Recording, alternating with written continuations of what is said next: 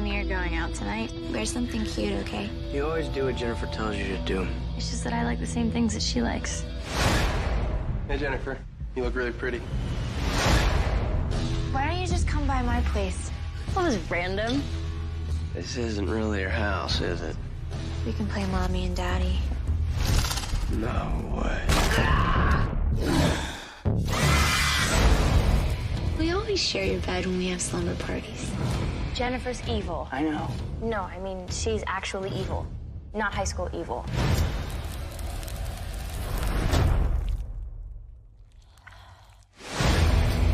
Chip is looking really cute to me lately.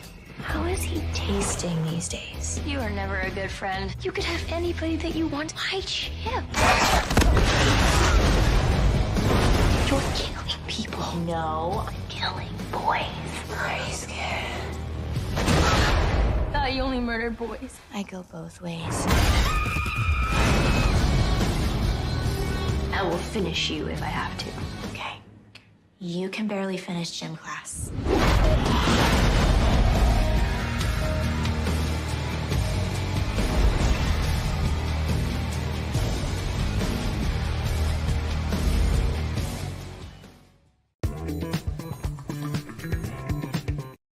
Woo! All right, episode 5. Tonight we're doing Jennifer's Body with the amazing Bonnie Burton and Jenna Haze here, of course. I was excited to do this film because I know both of you ladies absolutely love this film as well. But I've got to say, when I was trying to find a trailer, they're also inaccurate, like as to what the film is about. Like, so when you're watching it, you're like, what? And then like I think, and when I was looking for the trailers and reading up, I read that like both the director and Diablo Kobe had a lot of major issues with the promotions. Sure the all-male marketing department at Fox, I would say, was a big problem. And, so the movie was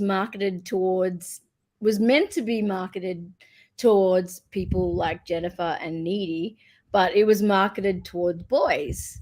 Hence why it's all just like innuendo and like, oh, look, girls hooking up and like, oh, sexy girl. And like, it kind of doesn't even allude to really what's going on in this film. So it was really hard to find a trailer that actually sums it up well. I mean, I will say though, it wasn't, I mean, even though it's marketed towards dudes, bisexual me was like, okay, I'm there. I'm totally well, as soon as obviously like Jennifer's Body, like there's so many things in this that like obviously if you're a bit of a feminist or you love girl rock and all that kind of stuff, first things first, Jennifer's Body is an ode to the song by Hole, and then the track at the very end when it finishes is Violet by Hole. So it immediately like piqued my interest when I saw that kind of dynamic. And I always thought personally that Jennifer Fox was like really a babe. Megan Fox. Are we just calling her Jennifer Fox? Sorry. I don't know why I said Jennifer. But anyway, Megan Fox, I've always thought is just like a babe. Like especially back then, I really thought she was like just babe. And when I first like watched this film, I was just like, wow, she's like, and I love Amanda as well. Like I love her as an actress, and I think she's really, really good in this film. And she like, but why do I keep saying Jennifer? But anyway, Megan, like, I don't know. I feel like this was a film for her where it actually kind of showed that she can act, like, and she can be funny, and she can like, she has a bit of like sass behind her. Like, unfortunately for her, she's always been cast in really shit films or films where she's playing a ditzy person who has no personality and is just tits and ass and never gets to evolve and I feel like this film was one of the first where she actually has a character and we got to see her actually use a character and play that character, and she did such a good job. Like at first I was skeptical of like, oh, this could go either way, and I was like, wow, no, she killed it. And I love the campiness of the film. Like I love that it's, you know, tongue in cheek, so camp. It's like there's so many lines in there that I it's funny because I haven't watched this movie in a long time. Okay, so I actually own this on DVD. That's because when it came out, I bought it because I mean, I'm a Jennifer. My real name is Jennifer, so I mean, everyone kind of knows that already. But so I was like Jennifer's Body, and I also love Whole. So when it came out, I was like so excited. And again, yes, Megan Fox is such a babe, and I am also bisexual. So I was like, woohoo, I'm all in on this. Actually, I think we can agree, all three of us are bisexual and do indeed find Megan Fox attractive. But so rewatching it was kind of interesting for me because there was so much I loved about it. But I guess I found some parts problematic as well for the first time, and it wasn't like. Obviously, the feminist stuff is still there. You know, reclaiming your power, discovering who you are, all of that is still there. But there's a few lines where I'm like, oh, I hate that word. They just said the R word. Oh, they just like, there's a few things that they say that are kind of cringy as far as if you're more aware of like. It's not very woke.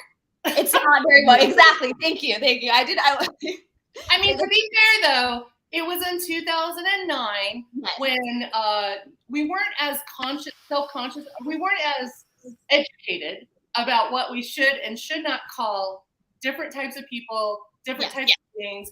But it's also high school, and high school kids are really crap at being that way. 100%. And so when I was watching it at first, like the first couple times, I heard something that I was like, ugh.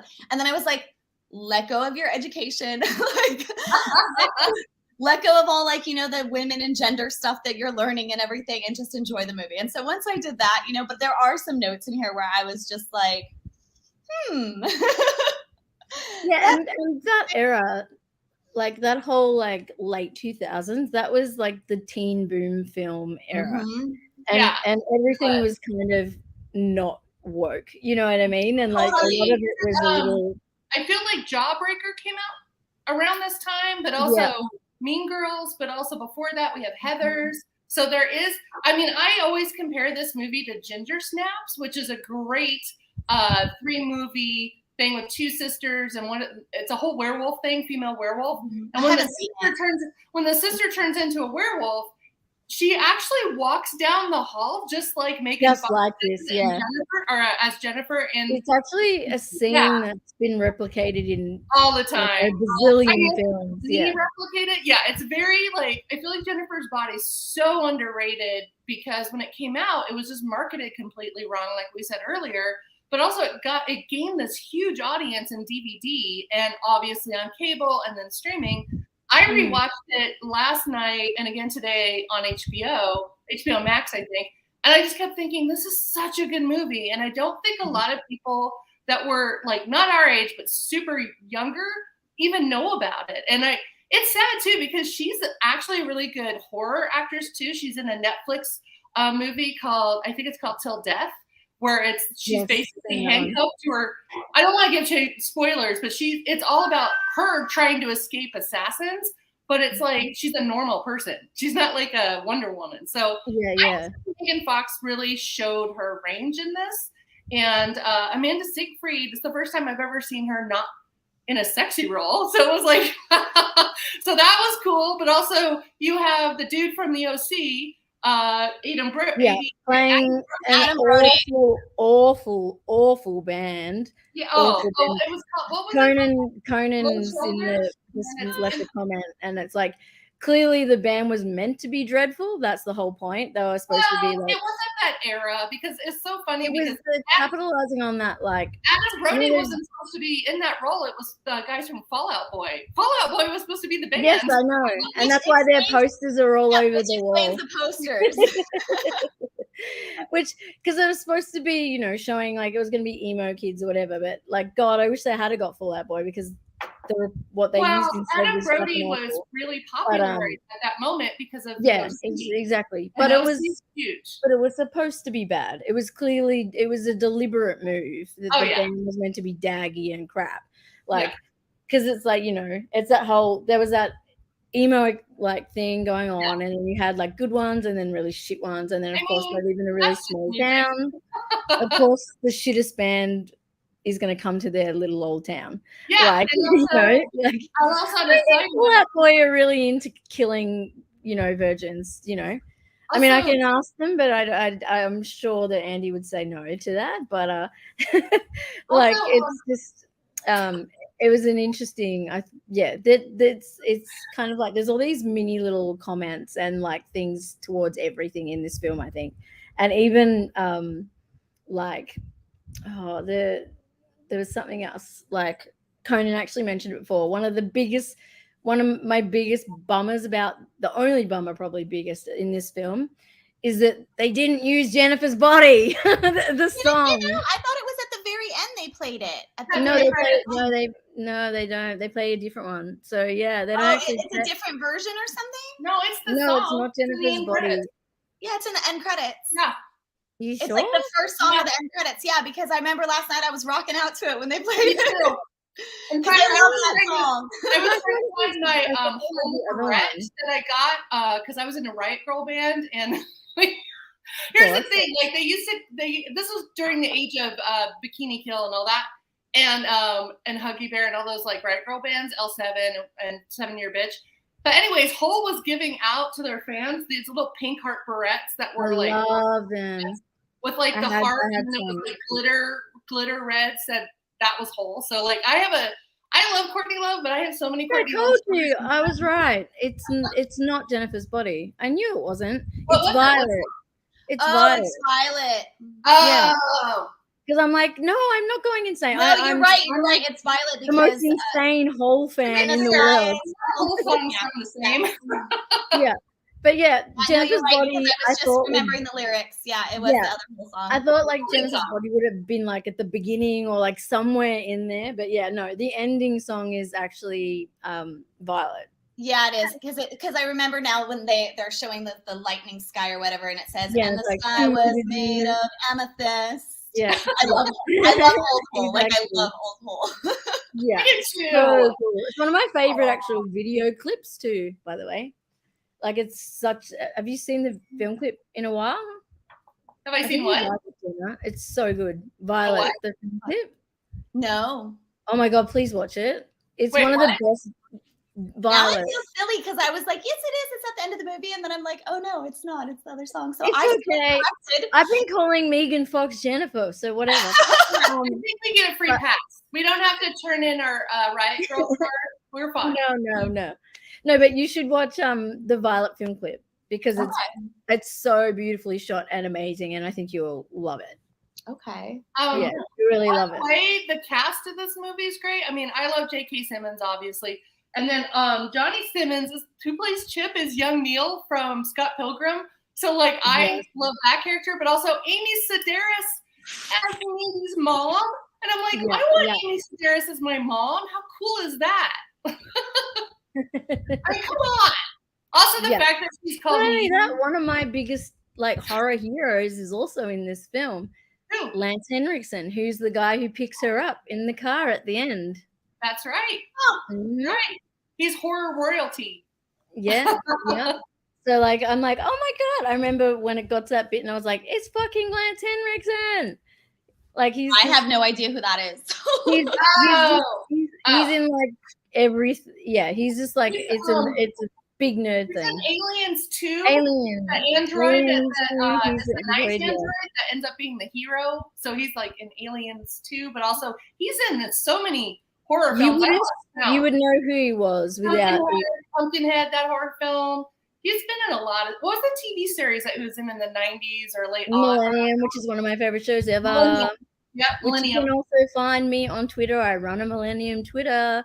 Do you really? Yeah, I do. Yeah, 100%. Because my two favorite shows in the world are X-Files #1 and then Millennium #2. So for Jenna's benefit, I'll explain. X-Files is aliens, obviously, and conspiracy. Another Millennium creepy is pop. serial killers, occults, and end of days type stuff. So it's the same kind of thing, but investigating different. But yeah, so yeah, that I was like, he's a bit of a like, woo for me. I'm like, yay! And he's in Near Dark, a popular best vampire movie ever film besides The Hunger. Yeah, that was a good movie. Which is a really good movie to watch as well. But back to this anyway. one. That was a tangent. It was. We never do tangents, right?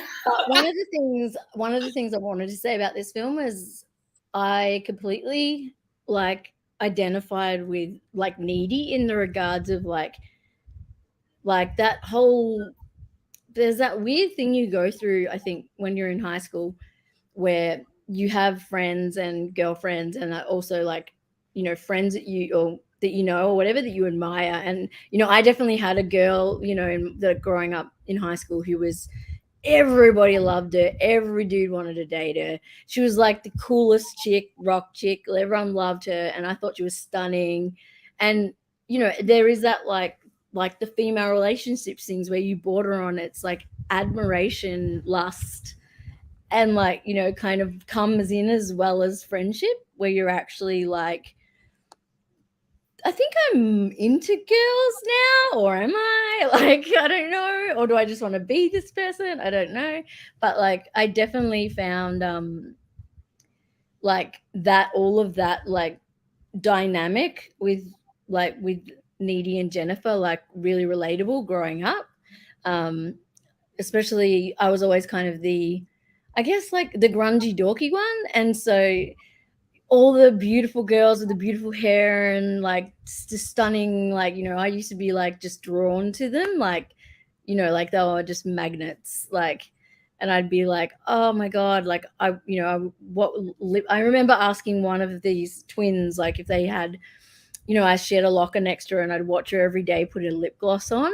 And it was like, I was just angel-eyed at this girl. And one day she turned to me and she's like, oh yeah, I'll put some on. You know, she was a beautiful, gorgeous girl.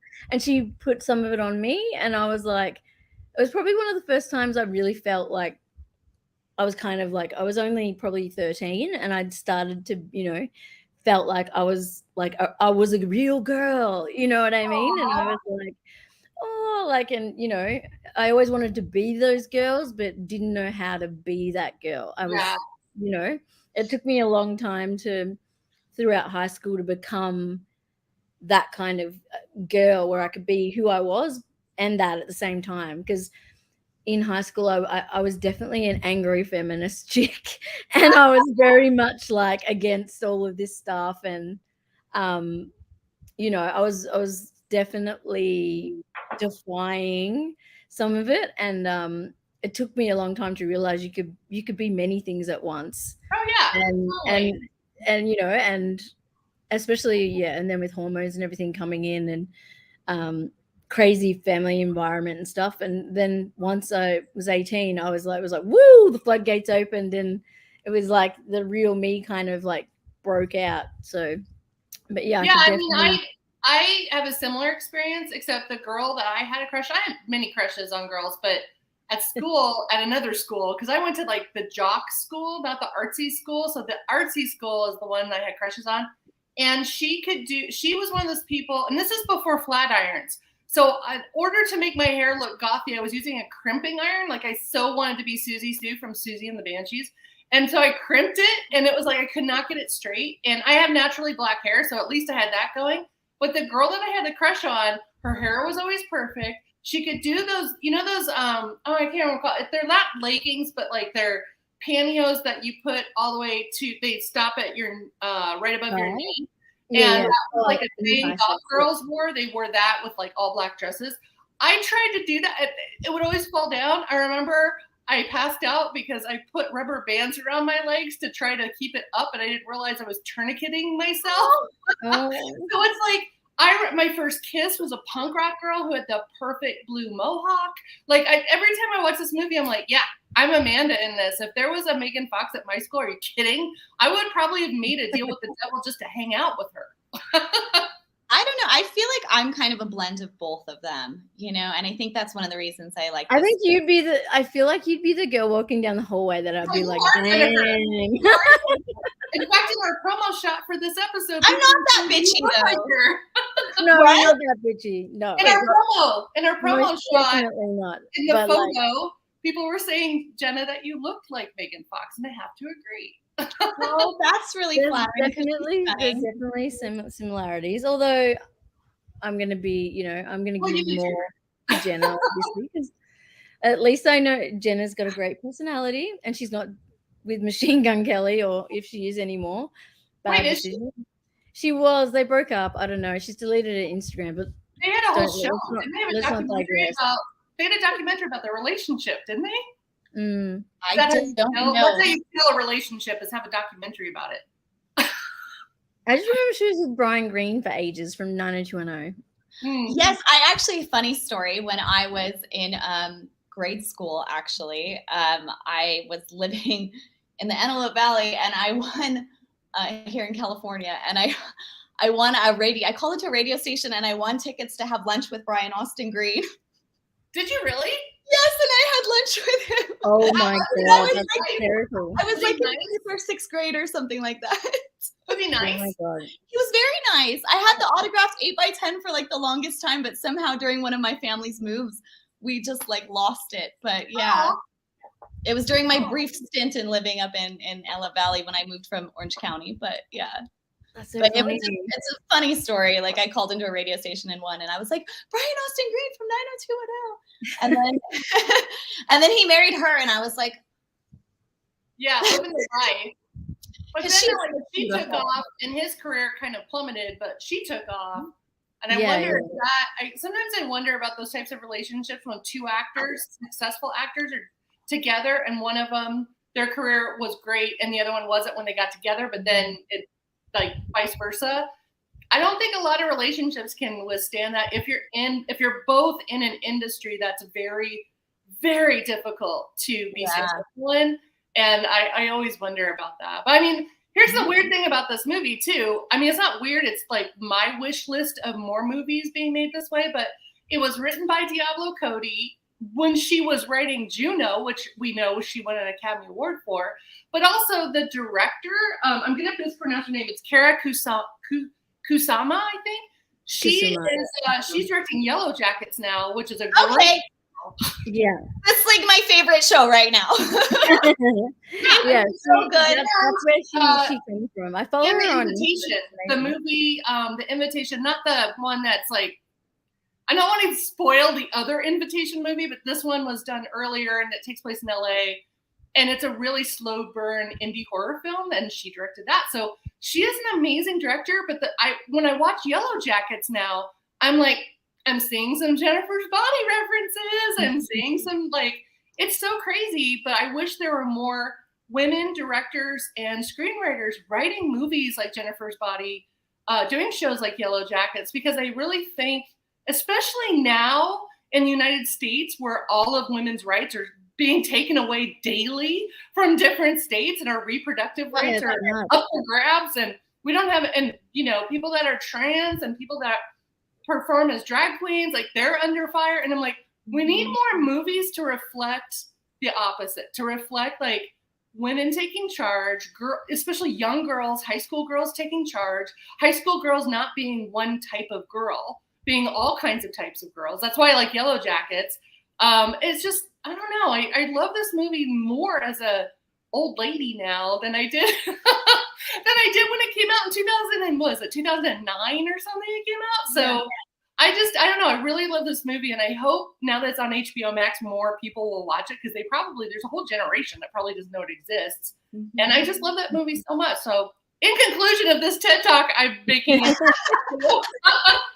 I was going to say, Conan just mentioned, which is true as well, that the director also did a bunch of episodes of Stephen King's Outsider as well. Yeah, which is a great show. She did Destroyer. with- She's very with accomplished. Aussie Ben Mendelsohn, my man. Yeah. I love We should seeing invite her Aussies in films. Love it. Let's interview her. But I was going to mention, someone's in the comment has mentioned about the beginning of the film. And obviously the beginning of the film is when she's like, you know, we see she's struggling because she hasn't had a fix. And they're mentioning, you know, the two different types of OCD behaviors. But I don't think I mean, I don't know how relevant they are that they're doing it, but I think what they're pointing out is that she's falling apart, really. And that, like, we, you know, it's that like, you know, when you get so anxious, you need something, and, you know, then that's one way that people take it out, but an extreme way, as you know, where every time she's down, she's real down. You know, she's getting like just everything about her goes. Bleh. I mean, she lost a lot of weight for this role. I think she was 97 pounds, and then she stayed out of the direct sunlight for 4 months so she could be paler. And I was, that's dedication. That's. I was gonna say, you know, on the parts where she hasn't fed and she looks, you know, she's just starting to look haggard. I was like, how did they make Megan Fox look bad? Like, that was a good makeup artist. I will say, great makeup artist. Even haggard Megan Fox is still hot to me, so it didn't matter. Oh no, for sure. She's still gorgeous. She just looks like she's a little ill. Yeah, like, Well, yeah. She's ill with a demon. You know what I really liked? What I really struck out for me when I was first watching this last night, I was just like, wow, this is like such a time capsule of that time period.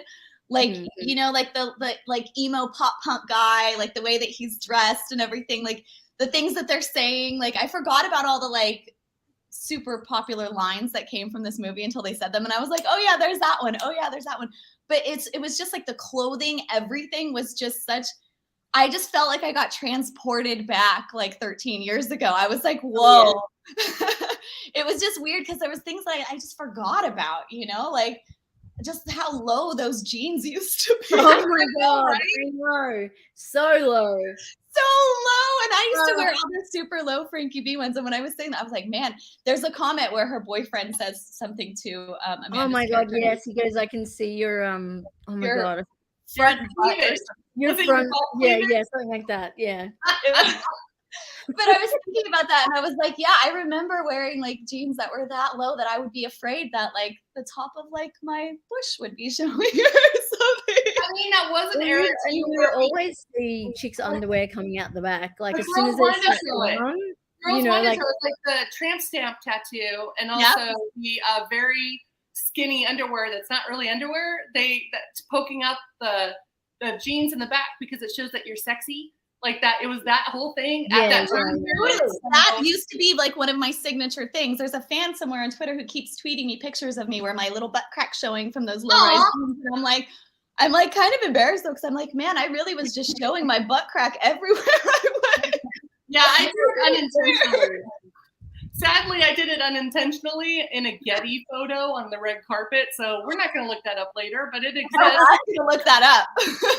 Well, now you've just put it out there. Yeah. Yeah, I was doing a Donnie Darko thing, so good luck finding it. But you're right. There's so many like good. Okay, so at this exact time, 2009, little side plug, I wrote a book called Girls Against Girls, and it was about toxic friendships, and how to deal with bullies in high school, and how to deal with all that stuff. And I think I put this quote in it because I was quoting Heathers and all these other movies, Jawbreaker. I'm pretty sure the Hell is a Teenage Girl made it into my book because that is such a perfect quote from this movie, and also very accurate. I don't know. It's like this movie. There's a lot of really good quotable moments though from this movie. There are. I have all of these little like lines. Like I still like laugh hysterically every time like Amanda Seyfried says like, you're killing people, and she's like, no, I'm killing boys. I know. And I'm like, yeah, exactly. Fuck and it. Then she texts her, and then I'm like, oh, hang on. And then she texts her and she goes, I guess I go both ways, and that's like the bisexual anthem. Like, yay! Kill us too. Yeah. Well, one of the themes that like I want like that rewatching this that I noticed all throughout it is that like blood is a massive theme in everywhere in this film. And I knew obviously was, but like watching it again, I was like, it's everywhere constantly the whole time. And you know, and also just like even when they're in the pool and it looks like she's in a pool of just blood, like just everything is, there's this whole thing with blood, and like it's almost like, you know, each time, like, you know, she needs the feeding of, you know, of these people and their blood, but then there's also like this rejuvenation, rebirth each time. And like, yeah, I just found like that I'm like fascinated weirdly with the blood thing, and I was just like, this is so like almost like Barthery, like, you know, she needs the blood to stay youthful and strong and all of those things. And yeah, it could and also like be a bit of a rite of passage for menstruation as well. Like that could be slightly more of a metaphor in some way, as you're not oh, I think it was 100% deliberate, like in oh yeah, like, definitely like, you know, to be related. But I also love that she like primarily picked jock like idiots as her targets. Again, like, Well, I think that had also a lot to do with the fact that like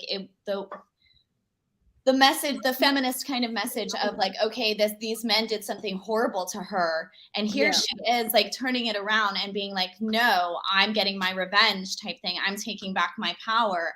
And of course she's going to go after the guys who would be the kind of guys to probably sexually assault. Well, I mean, she also exactly. That's what she does have the vulnerable guys too, which I think is good because it flips the horror trope of vulnerable women getting attacked. So it's like that sort of thing, or it's flipped. And I really like that. And I kind of like that because that character, I love that actor, Carl Gallner. And like he, you know, he acts all like emo and like he's gonna be tough, but he just shits his pants the second she even remotely does anything gothy or like whatever. He's gone. He's like out the door. Like he's like, you know. And I was like, I kind of like that because I felt like that was a lot of that generation. It was an aesthetic. It wasn't a thing. You know what I mean? And it's like when the mother yells at his friends at the funeral, and they're all like, "Oh, he's in the world of the undead," and da da da. And she's like, "No." He's like, "I went and I saw, and he was chopped up like a bloody, you know, and like has a go at them." And I was kind of like, "Yeah, that's exactly right." Like. Because back, you know, that was like a thing, like being the kind of dark goth character, you were like into all this dark shit, which majority of the time they weren't. No. You just like, you like that stuff. I can tell you right now, as a Midwestern goth from the 80s, I was into goth stuff, but I hate the taste of blood. So I'm like, immediately will never be a vampire. And I never did any, like, I was definitely doing witchy stuff, but it was never like, I will sacrifice a teenage boy before I ever sacrifice an animal. So I'm like, I'm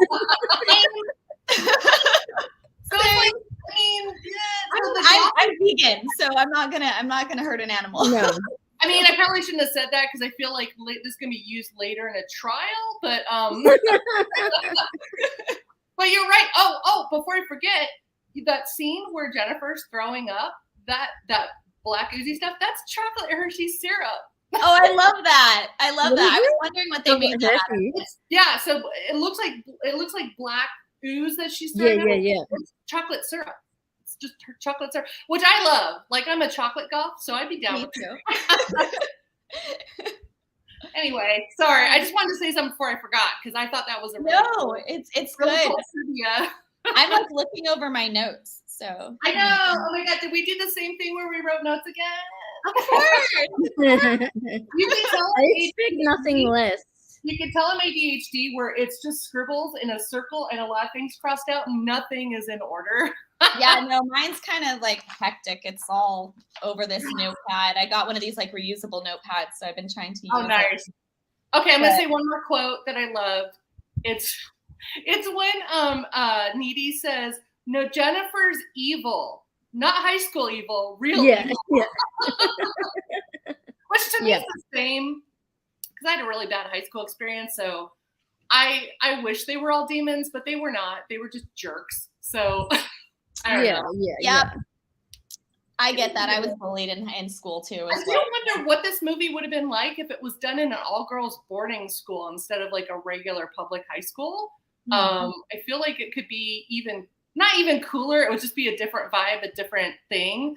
And she would probably just go after the cheerleaders or something. But I don't know. It's very interesting. You said earlier, it's like a time capsule. And it is a time capsule because that stuff that takes place in this movie in high school would never take place now. Probably because parents are hopefully a little bit more aware of the trouble that kids can get into when they're not supervised. But also it's like, it's one of those things too, where I'm like the clothes and all of that. And I was like very much the girl that looked out for other girls at like bars and dances. I mean, not sexually, just bodyguard. Like I could tell when a drink was dosed or something. I could tell when a girl's too drunk to say no at a party. Yeah. So I would stick to her like glue. And I'd be like, no, we're not going up to that boy's room. We're going to go outside, get you some fresh air. So I was like the vag blocker for all the like date ladies. And that part of the movie, I'm not gonna lie, like I very much related to Jennifer because I would always get myself into trouble by like meeting hot guys and just being like, cool, I'm gonna go home with them and like, or I'm gonna go do this. But you know, when she's watching them play, it's like she's so under a spell. I really noticed that this time. I don't think I noticed it back when I walked, but she was like super trance. She didn't even notice the fire was going. No. She was like.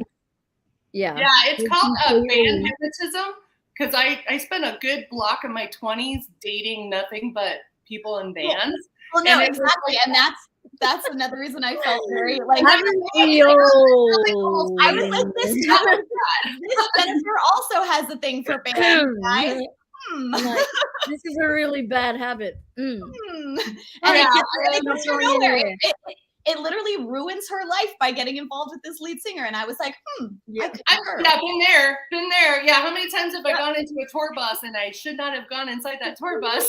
I've actually been pseudo kidnapped by a band because I didn't know the bus was moving and I ended up being at their next tour spot. And I was like 19 and I'm like, I don't have a car. I don't know how I'm getting cell phones. And I'm like, I've never gotten myself in a nasty situation with bands actually, which is good. I've always been very in control. So no, I was never like too drunk or whatever. I willingly went into that tour bus. They didn't try anything with me, but they were flirting with me so hardcore that I didn't realize the bus was moving. Like it's one of those moments. Yeah, I was talking about hypnotism, like lead singer, guitarist hypnotism that happens to you when you're like enthralled with a band and then all of a sudden you're dating half the band eventually. Like it's just, I don't know. I fell for her on that one, but it's freaking Megan Fox. It's not like the band's gonna say no. Like, come on. I mean, that's the science fiction part of this movie is anyone saying no to Megan Fox. Yeah, totally. Totally. Come on. Anyway, sorry. Yeah, I do. You know, I love how they think that like at first they're trying to find a virgin, right? And so they're like, oh, girls like her that dress like that, they talk a lot of talk, but you know, they're actually like real. And I was like, I don't know about that. I've heard that a lot of times though. Like growing up, there was two types of girls. You know, it was like the girl who dresses like that and does do those things, and then the girl who does that and never. Oh, like American Beauty. And they'd be like, you deserve what you get, kind of. It's that old mentality of like. You know, I just love the line. City rape defense of like, you know, you asked for it because of that, you know. Yeah, no. And that's where I think it was kind of like stemming towards that kind of shitty systemic behavior that like gets passed. That like trope and that stereotype of I just love like, that line though after that where she's like, I'm not even a backdoor virgin. Yeah. And there's a name for that. It's called God's loophole. So good. Because it doesn't count as penance if you do anal. It's not. And then she's like, and that, just so you know, that hurts. I had to sit on peace for like a week or whatever. It's like that line in Mean Girls when she goes, I just broke up with him. I can't believe he broke it. Oh no, I can't believe he broke up with me. I mean, I was half a virgin when I met him, and I kept thinking over and over, what does half a virgin mean? Like, which base is that? Or is it that you had like lesbian sex and now it's because lesbian does that count of losing your virginity and like in small satanic like Australian towns, rituals that basically lesbians it's come like out. up the bum, no babies. Yeah, I guess. That's what they used to. That's what the horrible like bogan dudes used to call it. Be like up the bum, no babies. So it'd be like, yeah, if you wouldn't have sex with them, like they would like you, not me, but like they would like force girls to have anal against their will. Oh no, Because no. because you know you're not going to get pregnant that way. If you're not going to put out, you're going to put out the other way, basically. No. Yeah, it was such a, you know, like it was never looked on as a positive, like, or a positive or like joint experience. It was something being done to you rather than you being involved in that. Yeah, that's not good. That's not good. But you know, this movie was supposed to have a much longer lesbian-esque scene. I don't want to say lesbian because they're high school girls, so they're just doing whatever. But I think Amanda Seyfried, so Needy and Jennifer, you know, when they kiss and there's that whole thing, that scene was a lot longer, I guess. Yeah. And they decided Fox, who's the studio of all men marketing department, pressured them not to have that. So it's like we were lucky to even get the scene that we saw in the movie of them kissing. And it was just, it's also one of those movies too, where any girl that's ever had a crush on another girl in high school envisions that happening. It's like a slumber party fantasy thing. And I don't know, like I wish this movie they're also I think if I was a teenager when this movie came out, it would be a totally different experience for me. But I wasn't a teenager when this movie came out. But I wonder. Yeah. It's like you're like best friends. Like there is a love between best friends and you know, during teenagehood and hormones, there is like it borders on like almost that kind of sexual thing going on. Like I was saying, like I've had close friends that I was friends with, and like probably if one of them, like certain one, had pulled that on me, I would have been like, damn, yeah, like all right, like, you know, yeah, but that's a big like, you know, like when you're young, when you're that age, I'm just gonna say it from experience. When I was that age and I had a crush on a girl, keep in mind this is the 80s in Colorado. Matthew Shepard's death hadn't even happened yet, where they killed him for being gay. So if I came out, if I did anything, even with a best friend, there was always that risk that I would get outed as a lesbian and I would be bullied ×4 and possibly killed.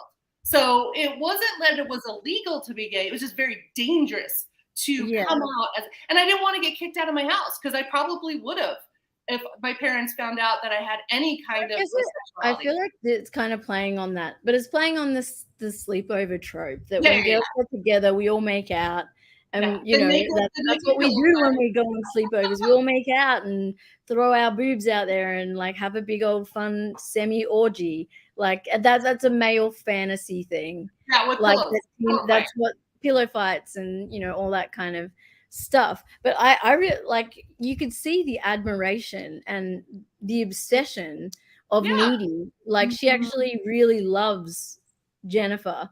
And like she didn't even like question, or, you know, it took quite a while before she even stopped. And then it was for a different reason. And then there's no addressing of what just happened. It just goes on to the next. I'm curious though, if that happened to you guys in high school, where you find out your best friend's like now a demon, how would you realistically? How would you deal with that?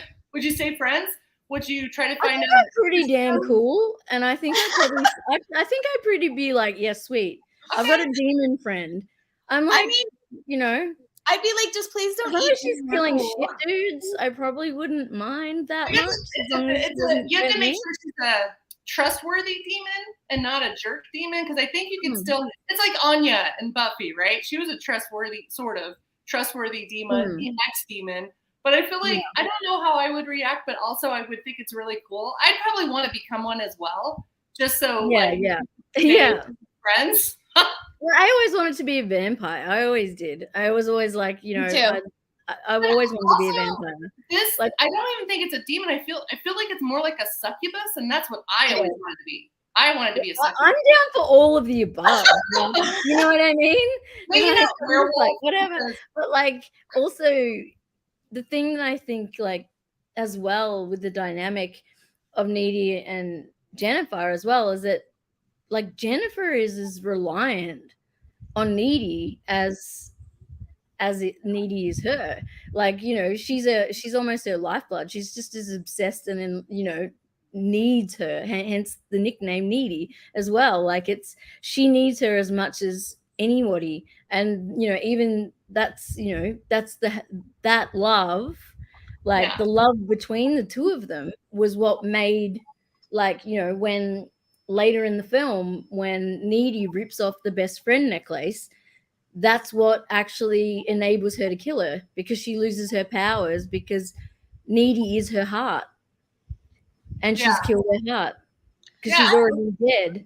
But like, it's like by doing that, it symbolized that she'd broken and killed her heart. So once that necklace was removed, her powers were gone, and she submit, and then. Yeah, I appreciated the symbolism of that, and I totally caught that. But I did think that the way that she died was just kind of a little bit lackluster. Like I feel like it could have been a bit more. It could have been like more dramatic or something. I did love, you know, the Exorcist homage of her like rising up from the bed and all of that, you know. And there was a couple of other things that I felt like were like throwbacks to like old horror stories and stuff, like the teacher with the hook. Why was there a teacher with a hook? I know, I love that. And I love that guy, and he was clearly in it because of Juno. Did you clock the bad wig on J.K. Simmons though? Like it was like a bad teacher wig. He had a hook, and I wondered, was he a shop teacher as well? Because that was kind of a trope at our school that all shop teachers in high school are always missing a finger or missing something because of, you know, metalworking accident or buzzsaw accident or something. So I don't know. I love that a lot. I don't know. But I totally thought it was more, I got the sister relevance too, in a way. Like, yes, they have this sexual tension, but they are almost like siblings looking out for each other too. And that's why I keep hearkening back to Ginger Snaps, because that's, even though it's a werewolf movie, it's two sisters and one is okay and one's not. And they're trying to like, and they're in high school.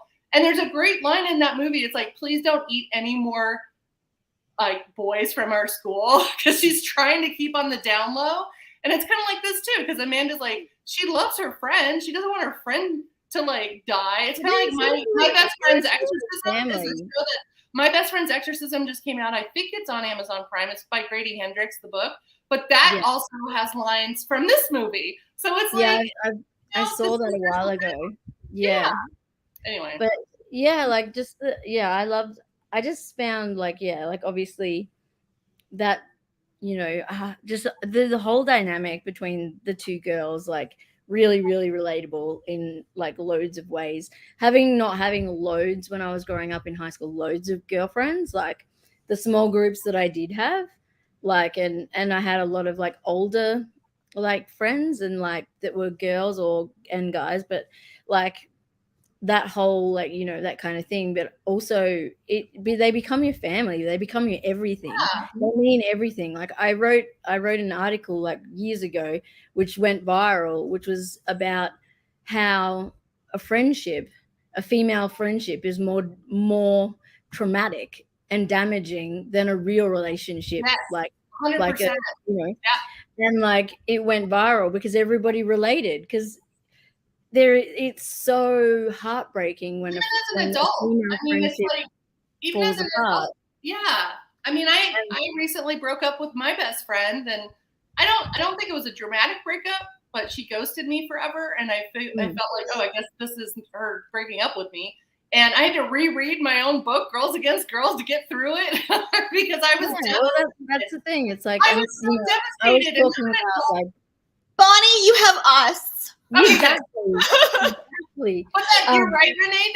That bond is so strong, and when it goes away, you feel like a part of you dies, like a part of you's taken away. I was devastated when I lost my high school best friend, who just abandoned me with no explanation. Like it was Mean Girl style. Like some of the girls had told her something and I never found out what that was. Like, so obviously someone had said something that I'd said something horrible or done something horrible about her, and that she never spoke to me again. I turned up to school, I went to our spot, sat next to her, and she refused to speak to me, and she didn't speak to me again And I ended up ringing her, finding her phone number and calling her. Really? What'd she say when you In rang her? now like late mid-20s, and was just like, we didn't really get into it. I never really got an answer of what happened. Yeah, but it was like, it was kind of like a I miss you, like, that was that, and we're cool. That was the end of, we didn't continue any friendship or keep in contact, but it was something that I needed to do for myself. Of course. Puberty and all of that stuff, like I said, that bond is so strong, and we were inseparable. Like, we spent every weekend, like, I'd be at her house every weekend. We would sit up, like, playing whole songs together and Nirvana songs together, and like, like over and over doll parts, like, you know what I mean? Like, and it was like she was my, and coming from a dysfunctional family, she was my family. Sure. She was the only person I could trust. Yeah, chosen family can be stronger than blood family. Yeah, so that bond we had was, and then there's that jealousy, which I felt like it was disguised in like Jennifer's body. I felt like Jennifer's jealousy was very much disguised as being a smart ass or being a bitch, but in actual fact she was terrified of losing Needy. Yeah. And that Chip was almost like he was a threat. Like, she would always make fun of him and like things like that, but it was more not so much about him, more about her. Yeah. And that I also noticed that when Needy showed interest in the other, like the emo goth guy or whatever, all of a sudden Jennifer was like, "Oh, you think he's cute?" type thing, and it was the same thing with Chip. All of a sudden she was like, "Oh, Chip's looking good to me now," or something like that, and it's like, it's like how's he taste? How's he tasting? I think was her quote. Yeah. Like, But I just found it interesting that Jennifer wasn't interested in those people until her best friend was. And it was just like her way of kind of like trying to control Needy and make sure that Needy was hers and not anybody else's. Yeah, 100%. Which also, like, it's interesting because, Jennifer's so beautiful in it, obviously. But there's also such an underlying sense of insecurity with her that you see throughout it, and I also was just wondering, like, there was a couple things, because I study mental health now, there's a couple things where I was like, oh, that's kind of an allegory for mental health, like there, because there's a part where she says, like, I feel so empty, and I was just reminded of certain mental disorders where you feel very empty. And then I feel like there's also kind of the allegory for sex in there too, where, she goes and she eats them, and then her skin's all clear and glowing. Yeah. And they say after you have sex, like, your skin's all clear and glowy. And I just thought that there was a lot of different ways in this movie that you could perceive it. And I like that they made it that way, that they made it so, like, if you can watch it superficially and be like, oh, this is just the male gaze, but then you can actually look at it deeper and say, oh no, this is a feminist film. This is about, reclaiming your power and fighting back, and taking something that's been done to you and giving it back and fighting for, your own power. And yeah, and even when, like, Jennifer's like talking about any of her sexual, like, conquests or experiences, they're always with jest, like, as if like they're, like, they're not important to her, like they're not important. It's like they're the bottom of the thing. Like, what's most important to her is like Needy, and it's always like, I can just go put my tits out to get a drink, or I sleep with the cop, like, and but it's always just very blasé, and like, I really couldn't give a shit. They're just like animals, Well, it's also like Jennifer. There's no interest. Yeah, I mean, Jennifer says some really interesting quotes that kind of go against that whole, like, sexy and airhead thing, because what was it? It was like, Needy said you're PMSing, and I'm gonna say the direct quote. Yes. No, I love this. I wrote this down too, Bonnie. I'm gonna say PMS isn't real, Needy. It was invented by the boy-run media to make us seem like we're crazy. Yep. Yeah. I love that. Such a good quote. So and also, it's true. It's on Wikipedia. Oh, come on. I love that. But you can tell Diablo Cody is the one who wrote this, because there's so many one-liners Just like Juno had so many great one-liners that I was just like, yep, that's a Diablo Cody saying. I have never seen Juno.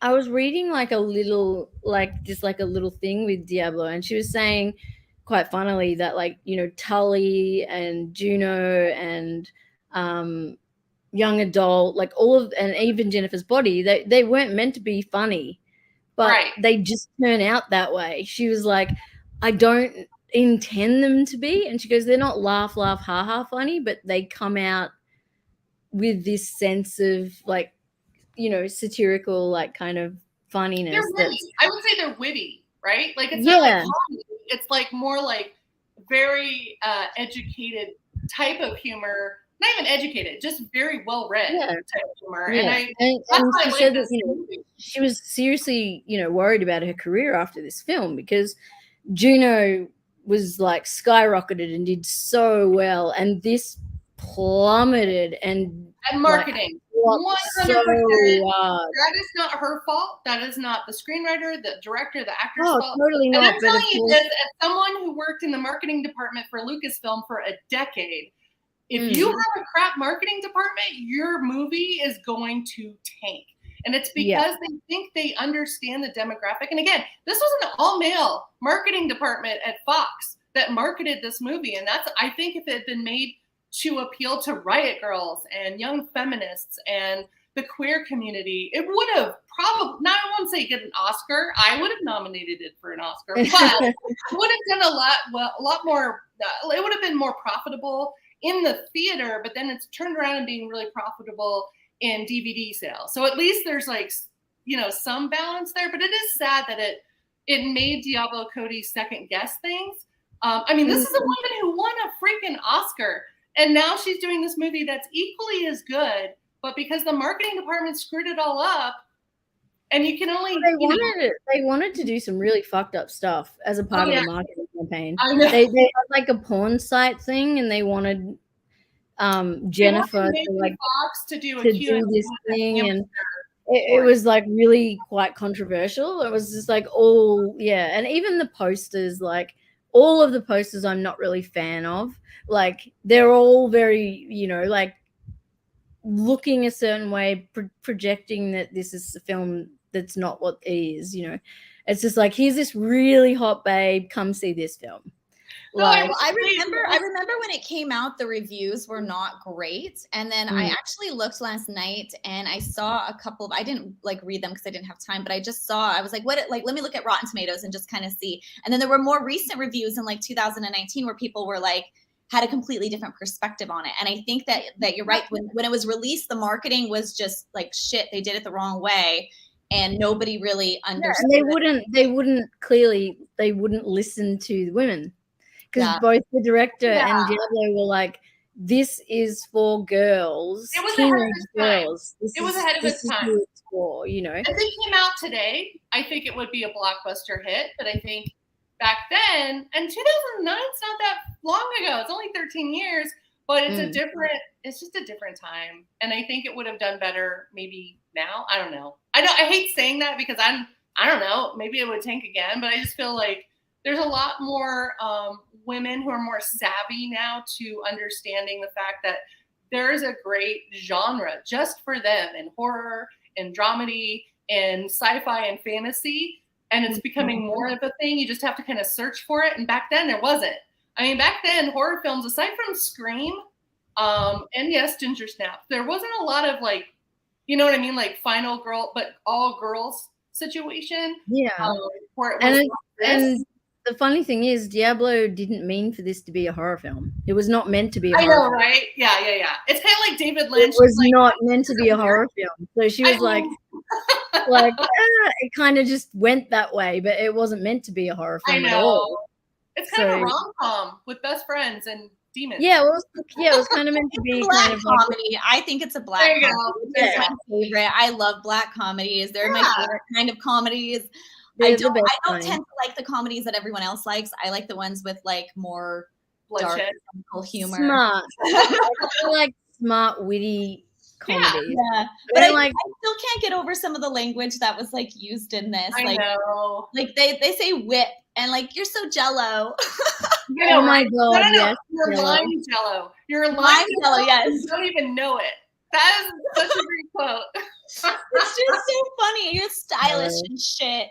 And like you give me such a wetty, like so much of the language. Oh my God, I've never heard anyone in my lifetime say such a wetty.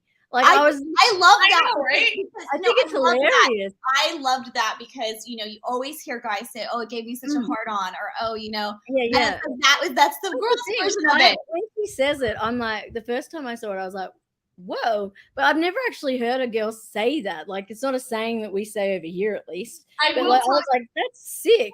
That's like a really cool thing to say. I just like the nicknames that Jennifer and Needy gave each other. Like when Jennifer said, "Hey, Monistat," Needy goes, "What's up, Vagisil?"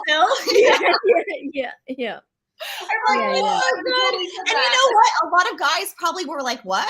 They have no idea. What does that mean? No idea. No idea. Well, hence why it tanked, because guys would go in there and thinking it was just going to be a sex show. Yeah, and be like, not get any of the dialogue, not understand any of the undertones of what's going on, like anything kind of like that.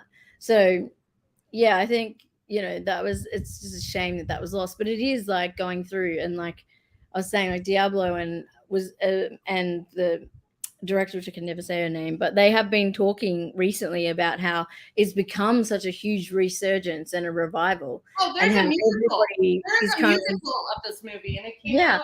And how the 2018 there's a musical of this movie. There's like an insane amount of merch.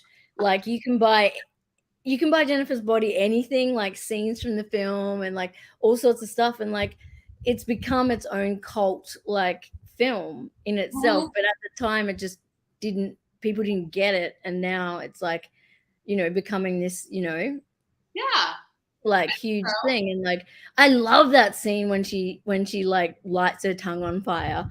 That's one of my favorite scenes. So I've done that, so I'm just gonna say right now I dated a fire breather and like a fire eater, and there's like a whole trick to it. It's not like you're just whatever. And also you have to close your mouth real quick to shut off oxygen. It's a whole thing.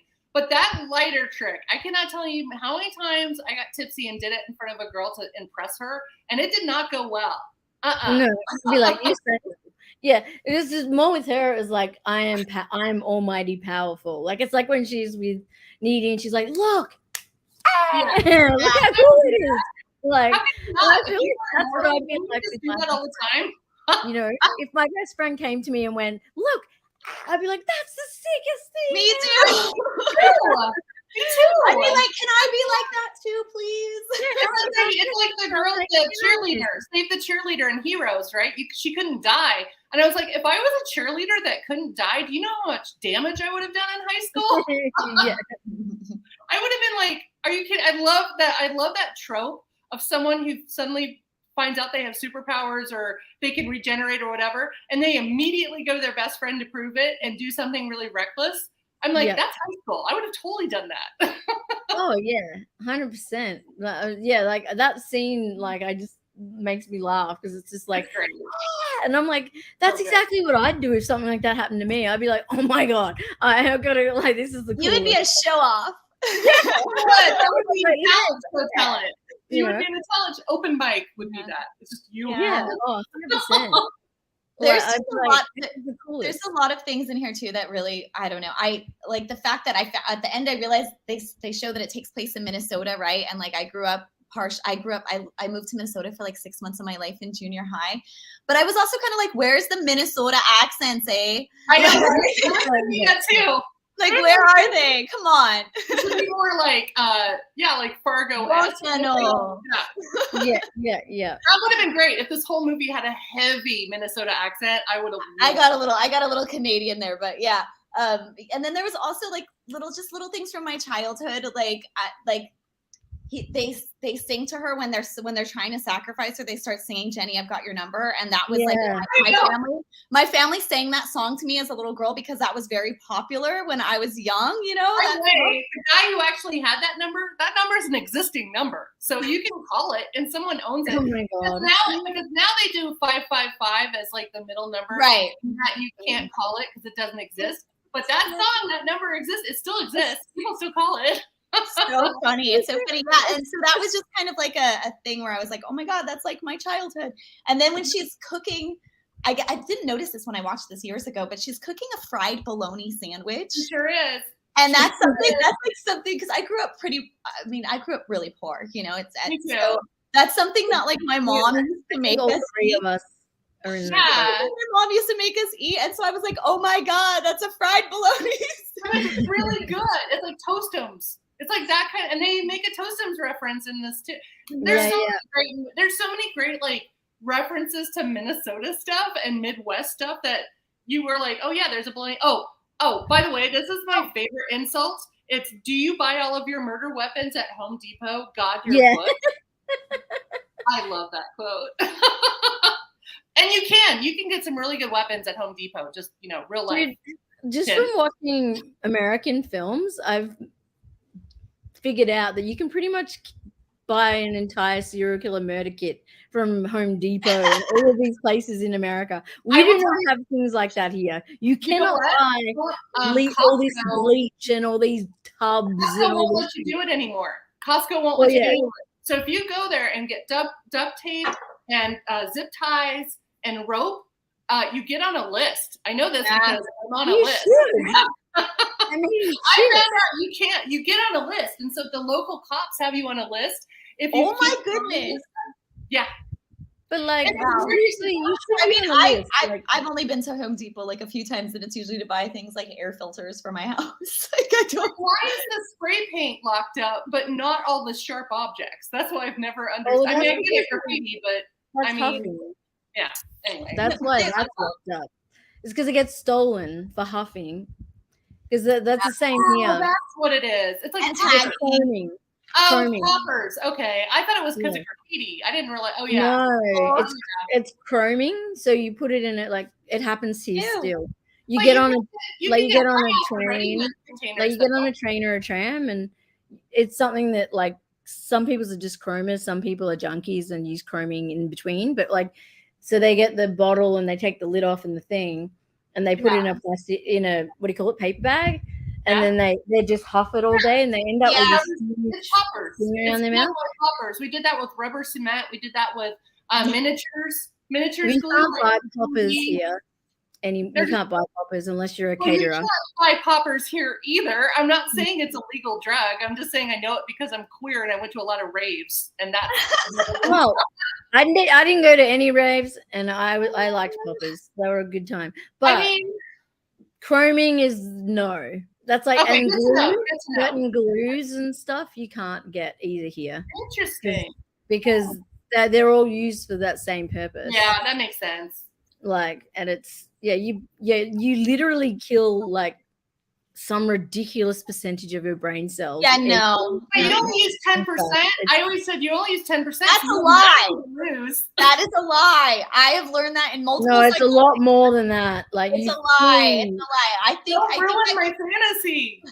No, you use a lot, and like people who we do use a lot. The thing is that we don't use all of our brain capacity all at once during one given time. We're only at each moment we're only using approximately 10, but that doesn't mean that we're only using 10% of our brain power. 10%? But which 10%? Is it the 10% where you're smart? It depends on what you're doing. It depends on what you're doing. It depends on if you're doing decision making, which would be your prefrontal cortex. It depends on if you're using your mental more hippocampus. Okay. You know, all of those different parts. Yeah. I don't want to get all nerdy. Can I ask a quick question, Jenna? Because you might know this. There is like not a trope, but there's a myth. There's a myth that if you yawn and the other person doesn't yawn, they're a sociopath because the urge to yawn is right next to the empathy part of your brain. Interesting. I do know that it also has to do with mirror neurons in our brain. Where we like if you're sitting across from someone, sometimes we unconsciously will mirror their body movements, or if they cross their legs, we'll mirror their and it's part of our mirror neurons in our brain that like just cause us to do that. So I wouldn't doubt that. I think I've heard that before. Yeah, I've heard it before, but I don't think it's real. I mean, I don't know.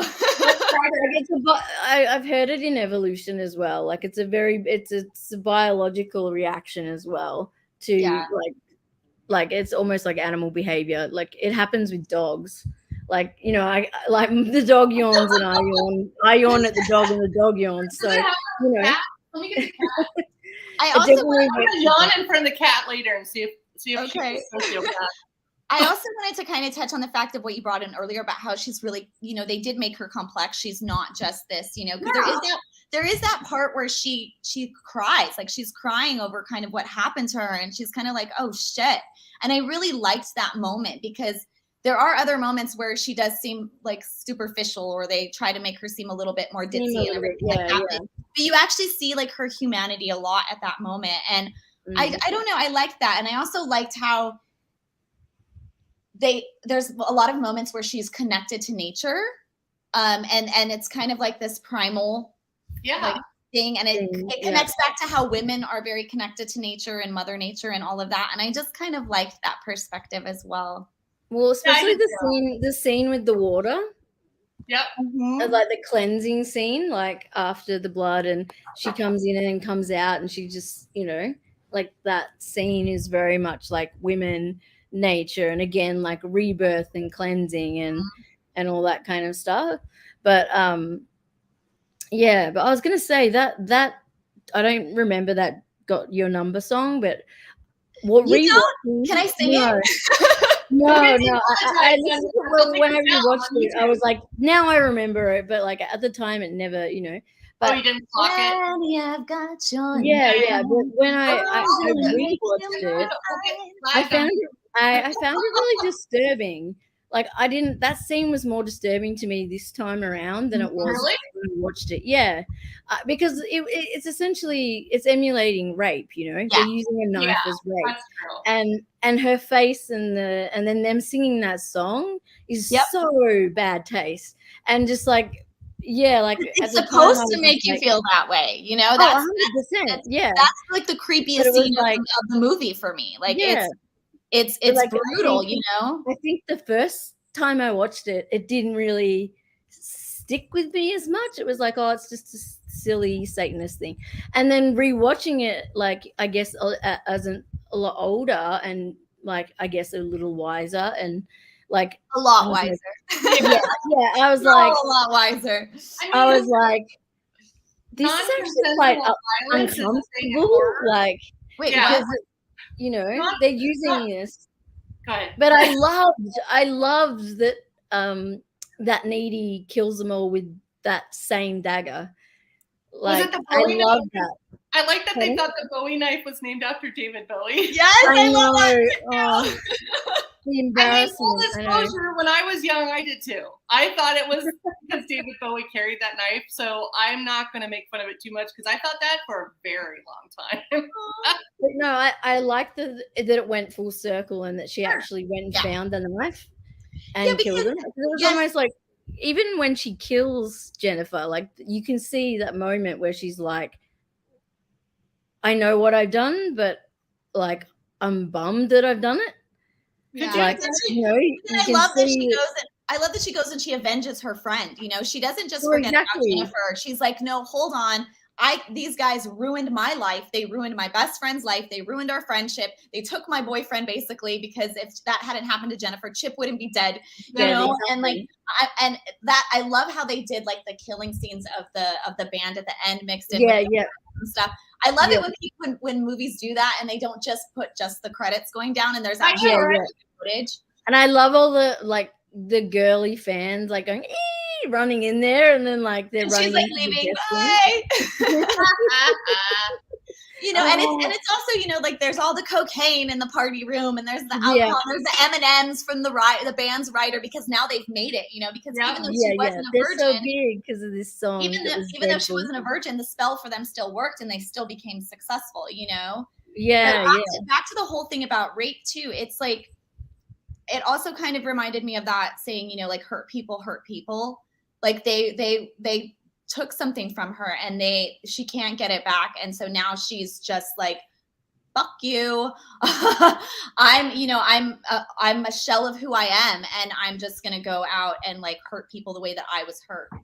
Yeah. And also it was like, I feel like, you know, like even when she you know, when she kills Jennifer, she even has, like, you can tell she has an empathy for the fact that she's done it, and she's sad about the fact that she's done it. But it's like you said, that hurt. And then when she, you know, goes into the, you know, even her reaction is weird when the mum comes in. She's just like, also, that's the only time we see Jennifer's mother in the whole movie? Like, where was she? She's just doing shit. She's out. I mean, some kids don't have mothers that pay attention to what they're doing. That's a thing. My mom never did. My mom was like, out. Yeah, I had no rules growing up. I'm the baby of the family, and by the time mom's a single mom of 4, you know, by the time she got to me, it was just like, do whatever you want, Jen. Like, just no, I had a super strict and that was also like, I had no curfew. I had nothing. I was allowed. I just sneaked out. I snuck out all the time that my dad bought a dog and trained it to be right by my window at night. So anytime I tried to sneak out, our dog would go. Yeah, so I had a mom that wasn't really there because she's bipolar, and also, I mean, not that bipolar is the excuse, but she was she's a narcissist as well. So I wasn't really on her radar, but my dad, he was very conservative, religious, and military.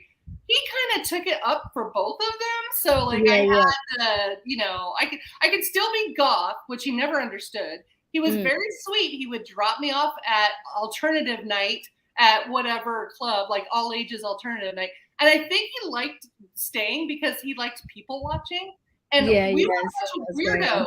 Yeah, we were the best people watching material ever. Because it's like kids with mohawks and piercings that weren't like a thing yet. And I don't know. It was funny though. I totally forgot. I was like, wait, where's Jennifer's parents? I thought that halfway through the movie, and because I didn't remember a lot about this movie actually until I rewatched it last night. And then it kind of started to come back. But then halfway through the movie, I was like, you know, we've seen Needy's mom, but where the heck is Jennifer? I just assumed, like, because from my experience, a lot of popular kids' parents are not present. No. It's a very common. Or they want to be the cool mom, like in Mean Girls, right? You've got that dynamic, or you've got parents who are like overachievers who care about themselves and not their children, and not present. They want their children to accomplish what they didn't even occur to me like that we hadn't seen the mother, because I just assumed like, she's always at Needy's for a reason, right? It's like Charlie Brown. Where were those kids with parents? Like someone always goes to the other person's house because their parents are better, you know, like. Yeah, that's true. I've done that. Like, you know, so I was like, she's always there for a reason. Needy never goes to her house. Yeah. Like, you know, it's always her going the other way around. So I always assumed the same way. I went to my best friend's house all the time because her dad was like, read the New Yorker and like was into like history, and I just vibed better with him than my own family. So I constantly was over there. But also I had friends' parents who were like, didn't care if you smoked pot or clove cigarettes or drank cocktails. Like they're like, well, you're old enough, who cares? And then I had other parents that were like my parents who were so strict that I didn't bother inviting anyone over. Because I'm like, I don't want to subject them to my parents. Like, now I love my parents. But back then, it was like, nothing on the table for you. Oh, yeah. I had no one over when I was like a complete anomaly. I was the biggest outcast freak weirdo in high school. So I did not have people over. Both my parents were, like, my dad was away a lot, but my mother was a controlling, very strict person. So, and I didn't want people to see the things that went on in the home. So I didn't invite anyone over for that reason. Yeah. But like I would go to other people's houses and, like, you know, and so I will say my brother brought his friends over to look at me because they were all jocks and they were like years younger than me. So he would invite them over and like give them a tour of my room because I had it all black and I had glow in the dark bats and I had fake roses stapled to the wall and I had all this like satanic kind of looking stuff. So I was more like the house of horrors that he could show his friends. And then there was a whole time that he told everyone that I was an exchange student, just visiting. Okay. So all of his friends would talk to me like, you speak English really well. And I'm like, oh my God. My sister was a popular chick. So, and she's younger than me. So Oh, your sister was popular, like my yeah, brother. she was like blonde, tall, busty. All the boys loved her. She was very Not popular. fair. And Were you guys close at all? were we no? what? What was that? Were you and Oh, your we sister were super close growing up, yeah. But then as we became older, like we clashed a lot. But all of her friends just thought I was the coolest thing since sliced bread, and it used to drive her mental, like because she would just be like, "Can you stop being like just Stop being being so you?" cool, Renee. Quit Yeah, being she'd so be like, cool. "Stop being you," like, you know, because you turn up with all your tattoos and your friends such and your something. You got blah, it. blah, blah, and I'd be like, you know, and but yeah, but then we'd also like kind of fall back in, like I was like in my 20s and stuff, like I was the protector. So yeah, my sister was very like got herself in a lot of bad Is situations. she older or younger? Younger, yeah. Oh yeah, okay. So, yeah, she got herself in a lot of bad situations, and good old big sissy would come out with it. And because I was such a like, and I have no problem with the term, but I was definitely a feminazi back in school. I know, we need a better name for that, because I don't Oh, we do, but that's what we were called back then. That's what they called us, right? They still use that term. They still use Oh, it. they still do. Yeah. But at the time, that's what people would call me, you know. And yeah, I would like bang on a bar window and be like, "You," and I'd be like, "Fucking look at me," and I'd be like, "You fucking touch my sister one more time." Oh yeah, I'd love that. You're like, and yeah, and I'd be like, "You touch her one more time," I'm like, "Your ass is so fucking grass." And like I'd be just like, I'd lose it, like, you know, and I'd get like really crazy. But like I love men. But yeah, I grew up very, I don't know why, but yeah, I had a great relationship with my father. And like so but it's like, you know, it goes against, like, people are like, "Oh, she's angry, like blah blah blah, because something bad happened to her." And it's like, actually no, nothing happened to me until I was a grown. Tragic. Yeah, like nothing bad happened to me by a male until I was a grown, well and truly a grown adult. That was when I experienced my first, like, you know, instances of like rape and assault and horrible things. But like nothing ever happened to me. I feel like weirdly I was like a feminist like at like 11, and I was just so like, especially with Courtney Love and like Kurt Cobain, like, you know, they were so always talking about this stuff, so it was on my mind all the time. Like, and I got so into it, like, so I was obsessed with it, like, and just became like, you know, I had like all these books, feminist books and stuff, and yeah, and I studied it and went in uni and went on and did that and psych and everything else, and like, but like eventually I grew out of the kind of, I was never a man hater, but like I grew out of the intensity and the, like, you know, the kind of like one-dimensional feminism, I guess I would say. I mean, feminism can be so many different things. I'm just glad I was like at the right age when the Riot Girl movement started. So like I was in a band and I was doing zines and I was like really embracing that. And I was a women's studies major for a little while before I realized that maybe I should do something where I can, you know, get a job, because I wasn't going to be doing academia, but it followed through with me. Like, it's so weird now, because like feminism now is such a heavy term, but like in the 90s, like early 90s, late 80s, it was still like a cool thing. Like, it was like, oh shit, we're going to like fight back, blah, blah, blah.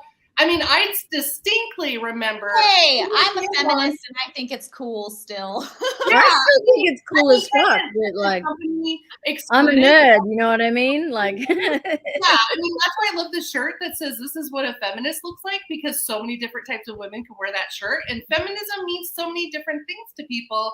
But I will say, the best thing I ever remember doing is dipping tampons in red paint and throwing them at the mosh pit when guys would get too handsy with the girls. They would scatter like cockroaches when you turn a light on. It was the best thing ever. So that was like my contribution to the Riot Girl movement. Yeah. I never did anything like that, but I was very much a fierce educator, let's just say, of men. And I like, so I'd really like lay into them and be like, blah, blah, blah, you know. But Yeah, but my dad, I think my dad kind of egged me on a little bit. Oh, cool. I mean, in a good way, though, right? Yeah, no, in a good way. Yeah, like, yeah. My dad was like, do what the fuck you want. Ride motorbikes. Do this, do that. Like, whatever you want to do, you can do whatever you want to do. Like, how was it with you, Jenna? Like, did you have parents that kind of supported your feminism or your like rebel stage, or? I mean, I was always kind of a nerd, and then I was always a straight A student, superintendent's role in my grade school and stuff like that. And then in junior high, I got real boy crazy. And my mom was pretty much like a feminist, but I don't think that I really like, I don't know. I mean, I guess because I've always, like, as a teen and on, once I started becoming sexually active and everything, I was always in charge of my sexuality. And that was kind of like my feminism. I was just like, I want sex. And I know that I may not, like, women aren't supposed to want it, but like, I'm just going to go after it whenever I want. And I was very open and very sexual from puberty on, Yeah. But I don't think that I really started to understand what feminism was until like maybe my mid-20s and everything. And then once I went to what you guys call uni, once I went to uni and I, back in 2015, and I started really studying it and really understanding the waves and all of that stuff, then it started to really solidify within me. And now I realize that, yes, I've been a feminist all along. I just didn't really realize it. But I do think I wanted to say before I forget, I do think there was a missed opportunity for a song here. I don't know why they didn't put Man Eater in here. I know, right? I wrote it down because I was like, she's it would have been perfect. Yeah, it would have been good. I've always threatened to start an like all prom or something. Like I was always threatening to start an all-girl Hall & Oates cover band called Man Eaters. Yeah, and that would be such a cool thing to be like, you're right. They should have used that song. Why should have used it? It's right. It's all about. I know. I just had to. I'm putting together a film commemorating my final dance tour, and it's footage of me on tour dancing, from 2017 to 2018, and I wanted to have actual bands, like music in it, and so I've had to go through licensing, and I've had to learn about like publishing rights and sync rights, and I've had to talk to like Sony, and I've had to talk to like all these different companies, and like it's so crazy complicated. Welcome to that was part of my old career. I'm still not done. I still have one more song to lock down, but another couple too are kind of the artist has given it to me, but I still have to get the paperwork done. But it took me a year because I've been juggling all this other stuff, and school and everything. It's taken me a year to like get most of these songs licensed just because I'm doing it myself and I didn't know how to go about it. And so a lot of these people were kind of having to teach me how to do it. So I get how hard it must be for some of these movies to lock down the songs that they would be perfect for, and how expensive it also is. Yeah, I remember there was a whole era of 80s movies that I love their soundtrack more than the movie itself. I think 90s were like that. Like Little Nicky, I don't like that movie, but I love the soundtrack because I think Tool's on it and a bunch of other cool bands. I learned about Silver Sun Pickups because of this movie, because they're one of the first bands. I like to call them Smashing Pumpkins Light. I don't even know who that is. So it's like Silver Sun. There's a name, but I never got into them. It's the first song in the movie, I think. And it's like, that's how I used to discover music before MySpace were movie soundtracks. And then MySpace, that's how I found out. Now it's Spotify playlists and stuff. But it used to be a thing where your soundtrack music, the songs you picked, really were poignant to the movie. Like Tank Girl is a perfect example. But Courtney Love was in charge of the soundtrack. So that's probably. Oh, I didn't know that. Yeah. And Natural Born Killers had Trent Reznor as the one picking all the songs for Natural Born Killer. So it's like, they don't really do that anymore. I kind of wish they would. Yeah, then it makes more sense. They don't get as much, like, they don't get as involved in, like. No. Well, now it's who owns the studio also owns a record label. And that's why Stabbing Westward is in a Mortal Kombat movie. Because it wasn't like Handmaid's Tale had some of the best fucking songs, like at the right perfect time. I was like, whoever's working on the music on this show is slaying it. So like, good. I'm rewatching the last season with my sister right now because my sister hasn't seen it. So every time she comes over to like work for me, because she helps me do my shipping for my store, we keep watching an episode, and that show is so freaking good. It's ridiculous. I heard they're doing a spinoff. Are they doing a spinoff? it's becoming real though. So I'm like, it is. No, it's like yeah. It's starting to get a little too realistic. Real. It's too real. Throw a vampire in there so I can watch it. That's like, it's like it's becoming. It's too real. I can't do it. Sorry. I love Tank Girl, but I wish it lacked a bit. But that's a different. Wait, what? I'm sorry, I missed that. I love Tank Girl, but it lacked a little bit. I don't remember. It didn't live up to my expectations, but the music was fucking great. But like, yeah, I would, yeah, another time for that one. But, to go in a darker direction right now. Sorry. One of the other things that popped into my head yes. when I was watching it is that read your notes, because I know you took more notes than all of us, so I want to hear your opinion. Yeah, you've got notes.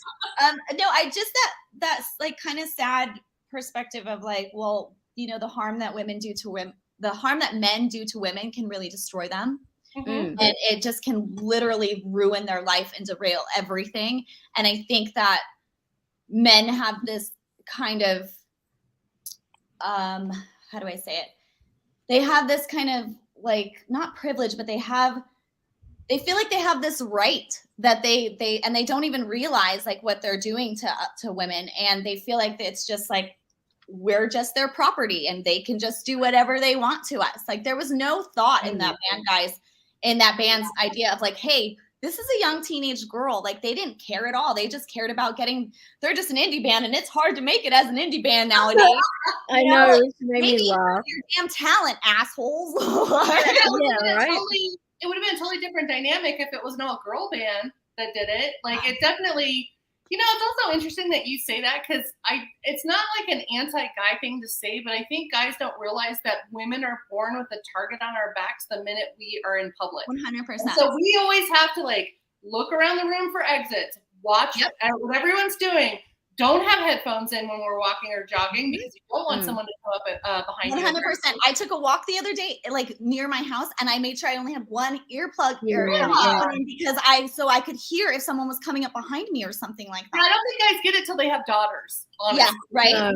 No, because suddenly they have daughters and everything is like, oh, that's not eye-opening. Yeah, and they don't want them out of the house. Yeah, because they know the shit that goes on because their mates did it. You know, it's fucked. Yeah, so, like, totally. I remember, like, just the other day, I was talking with a friend about, you know, the reality of like every girl I know, like, walks home with like their keys in their hand.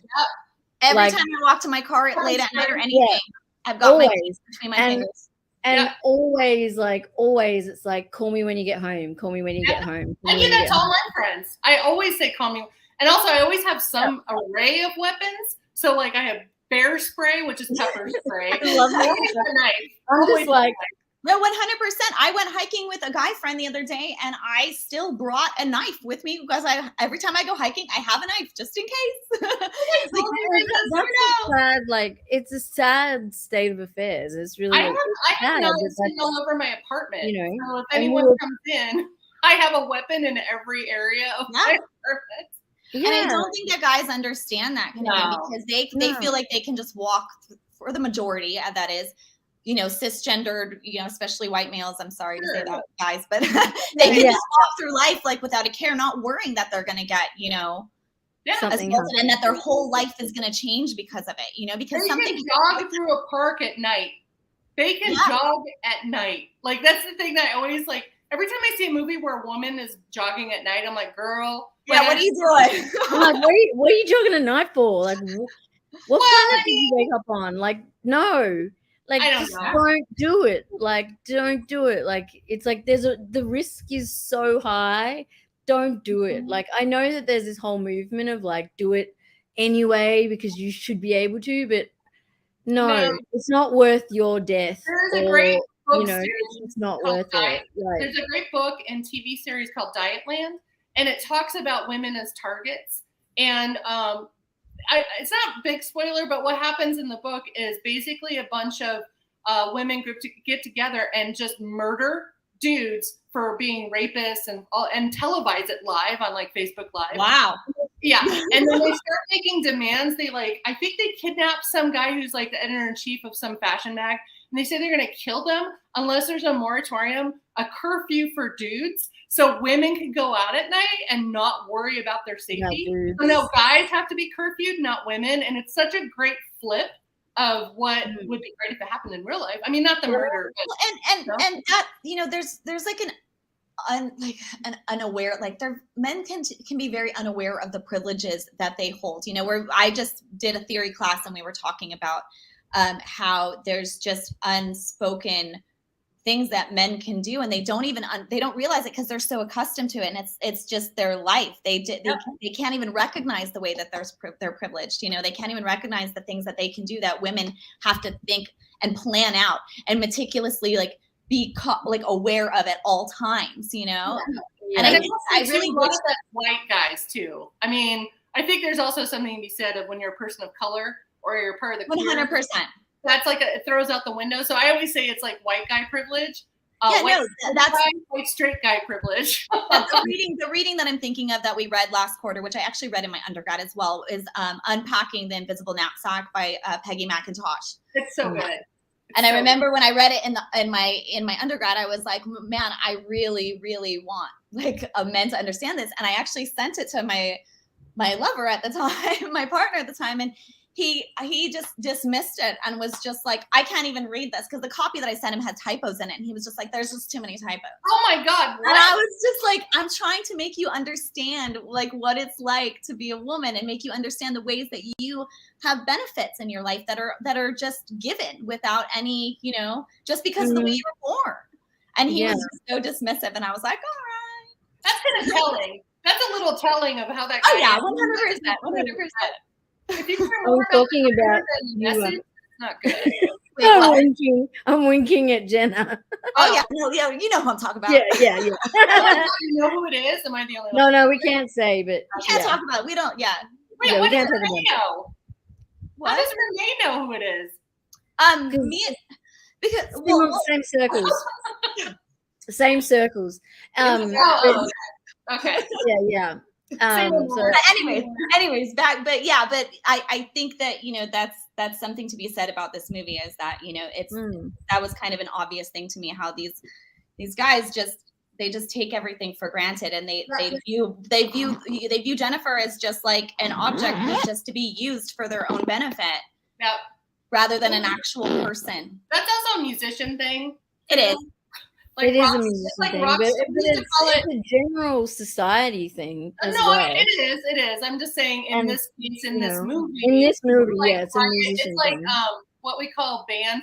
What do you call it? Band? I don't know. I can't think of the name. But I brainstorm.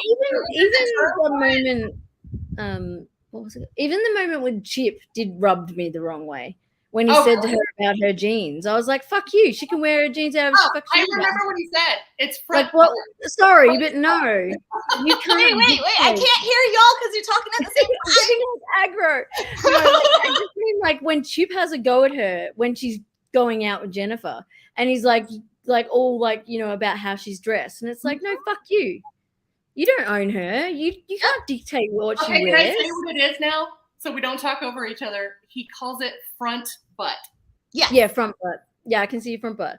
But it's like just that like I've encountered that behavior before, and I just find it just repulses me so much. Have you ever flipped it, Renee?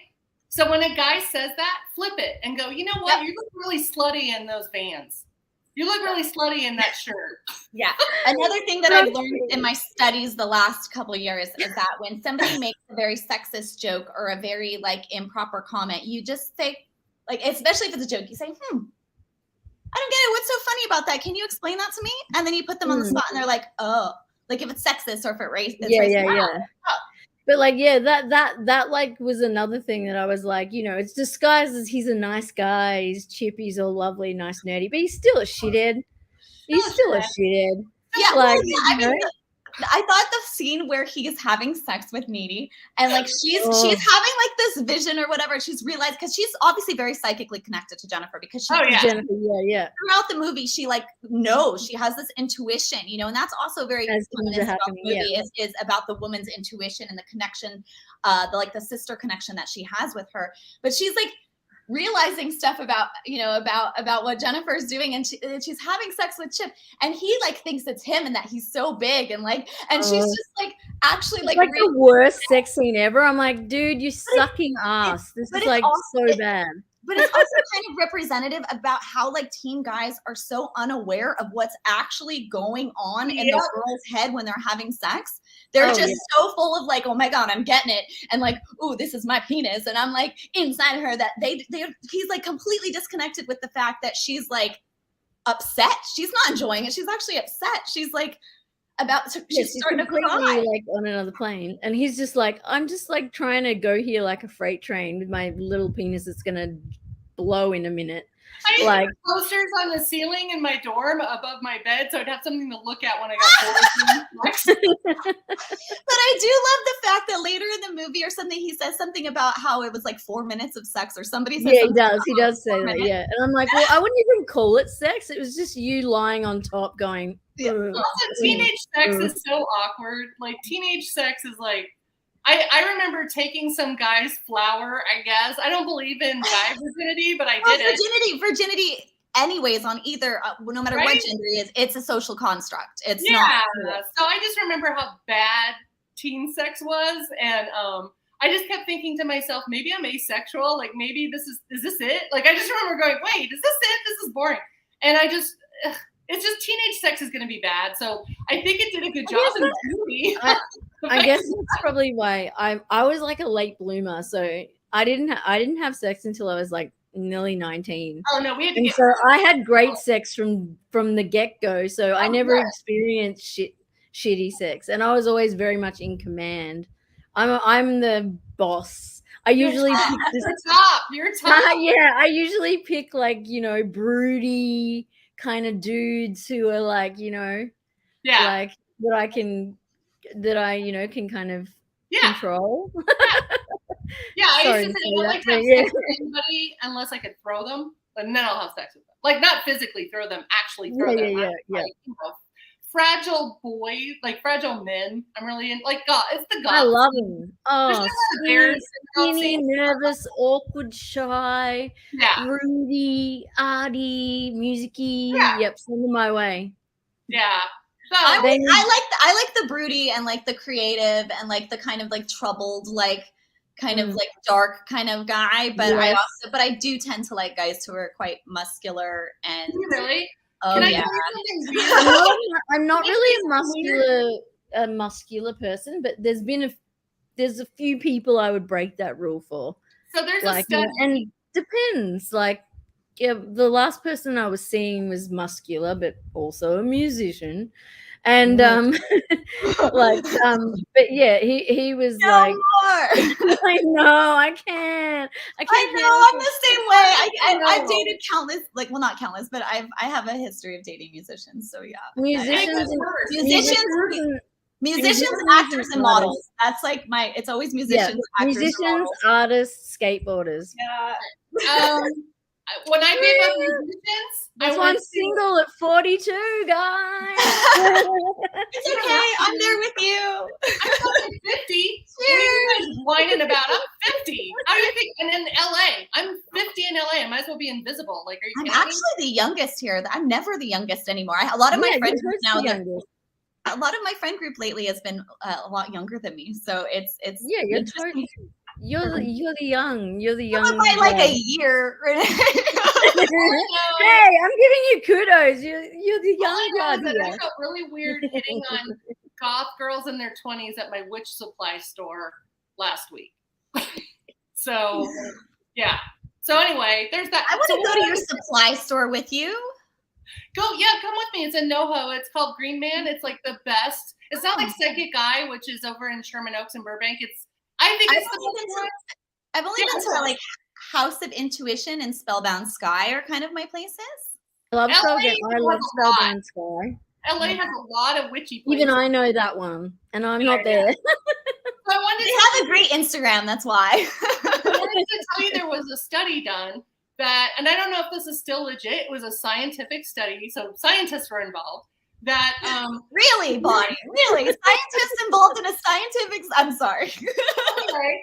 That was my snarky Jennifer thing.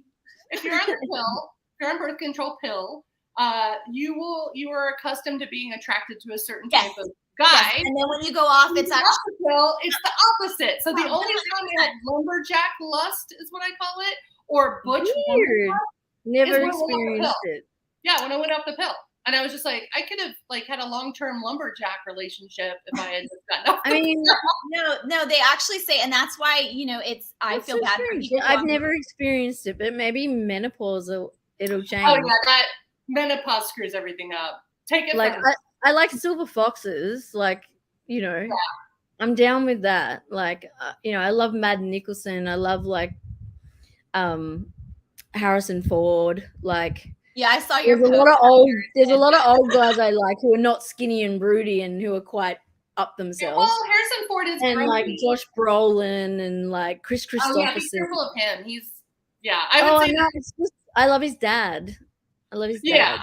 But Josh, do a Google dive on Diane Lane and Josh Brolin and then get back to me and you'll know why. I know. Okay, so I have friends who are friends with him, so I don't want to get in this conversation. I love Josh Brolin, so I don't care. Let's just say some guys, like John Cusack, have anger issues and then that take it out on the girls they date. So I'm not saying, I don't want to be sued for anything, but I have friends who dated them and they're like, yeah, it's anger stuff. So not that I'm saying it's okay, it's but I still love the dude, right? And like, everybody, nothing's black and white. So I try not to try to be as open, and we all have friends who are friends with friends of people who may or may not be problematic. And I think everybody deals with them in their own like way. Like, I have friends who are friends with Marilyn Manson, for example, who. Wait, say that again. I have friends who are friends with Marilyn Manson, for example. Like, I know, same. And all sorts of people, and and you hear all sorts of stuff. And I think sometimes you just gotta, but there's also people who never see it. Like, there's so many different sides to the story. But I will tell you, when he was with Dita, I'm just going to say, there's certain types of guys that if I know my friends are actually going to date them, I will say, oh, by the way, you might, because I have to look at. If you're going to date them, but like, I'm not going out to date Josh Brolin. He's married a hot wife and got kids. Never say never, Renee. He's fine. Never say never, Renee. You're a hottie. You are. There's plenty more above Josh Brolin. Like he's okay. Like, who is your celebrity crush as far as male right now, like men? I like just weird humans. Like I love Adam Driver. Like I really like Adam Driver a lot. I mean, mine for the last and Pedro Pascal. Like he's so Pascal. Cute. I love Keanu. Keanu's like my number one. Like I really love Keanu because it's his personality. And like I just love him. He has his own publishing company. He puts out really beautiful. He's dating the woman who's in charge of that publishing company, which is freaking awesome. Did you see the little video? It's his company. So nepotism. Yeah. But did you see his company, video? not hers. Did you see the video? Which one? The video where he's talking. Somebody about his honey? Yes, it's so cute. It's so cute. Yeah, it's really, really cute. It's very charming, and I love that, like, she's within his age group. Like, he's not older. She's older than you. Not like searching for women who are 25, 30 years younger. Yes, because when I was younger, I didn't see anything wrong with a woman that was younger dating someone who was older. And I dated a lot, like guys who were like 10 or, 12 years older than me when I was like 19 and everything like that, and 20 and 25. And now I look back at it and I'm like, that's because I think about like me at my age of 41 dating like a 23-year-old or a 20, and I'm like, ew. Yeah. Unless you're a woman, because I think we could all be Sarah Paulson in that. I love Sarah Paulson. Sarah Paulson is one of my girl crushes. I love her so much. It's not even girlfriend. funny. I know.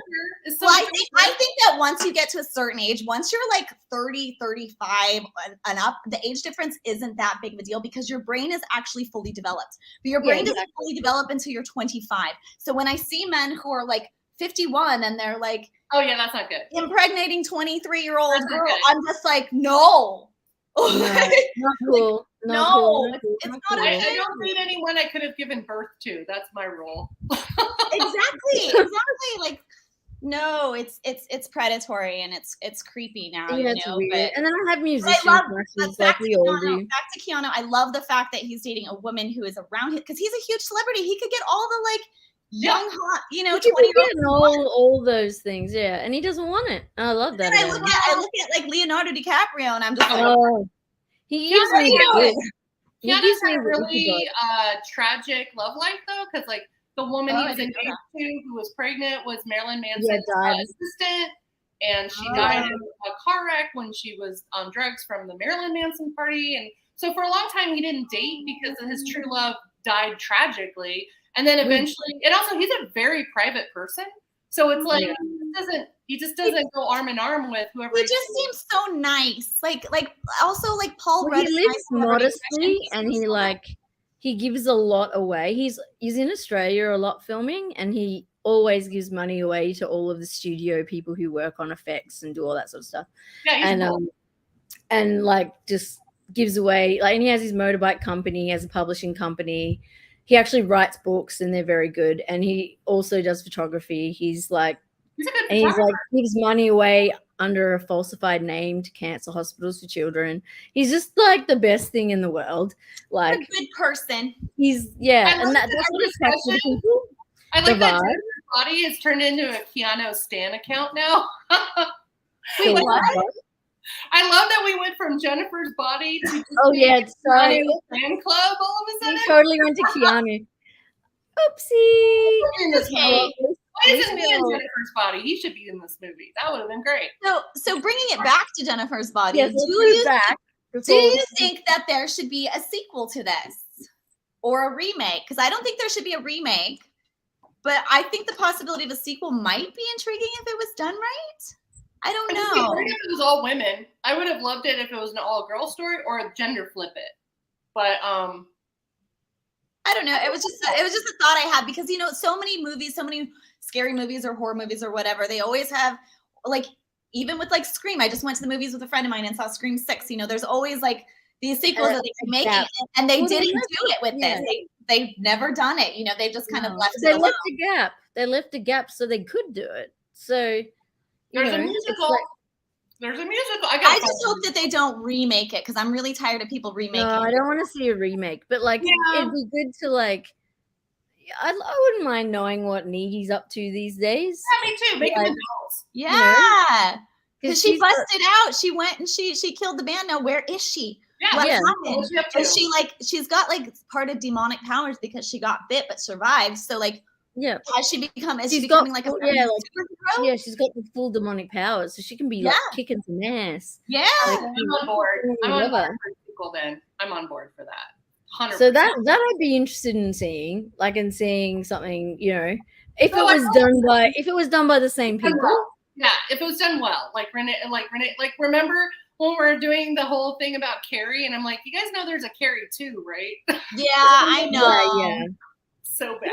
It's bad, but it's funny bad. Like I've seen it and had a lol. It's like Jeremy London or someone or one of those gangs. Oh, like, he follows me.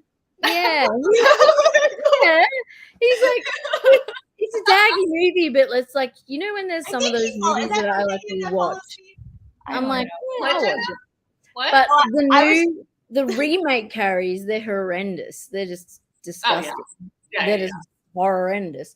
But like a sequel is always meant to be not that great. So if it isn't that great, you're not that. It's Empire Strikes Back, right? Was that the only one? Yeah. Well, you're talking about trilogies then, so it's different scenario.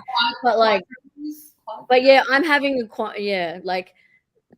I wouldn't mind knowing like where Needy ended up. Writes it. I would love to see how she. That's what I mean. It would have to be Diablo writing it, and it would have to be like the same director. What if we have the Addams Family make it because they're so good at Hellbender?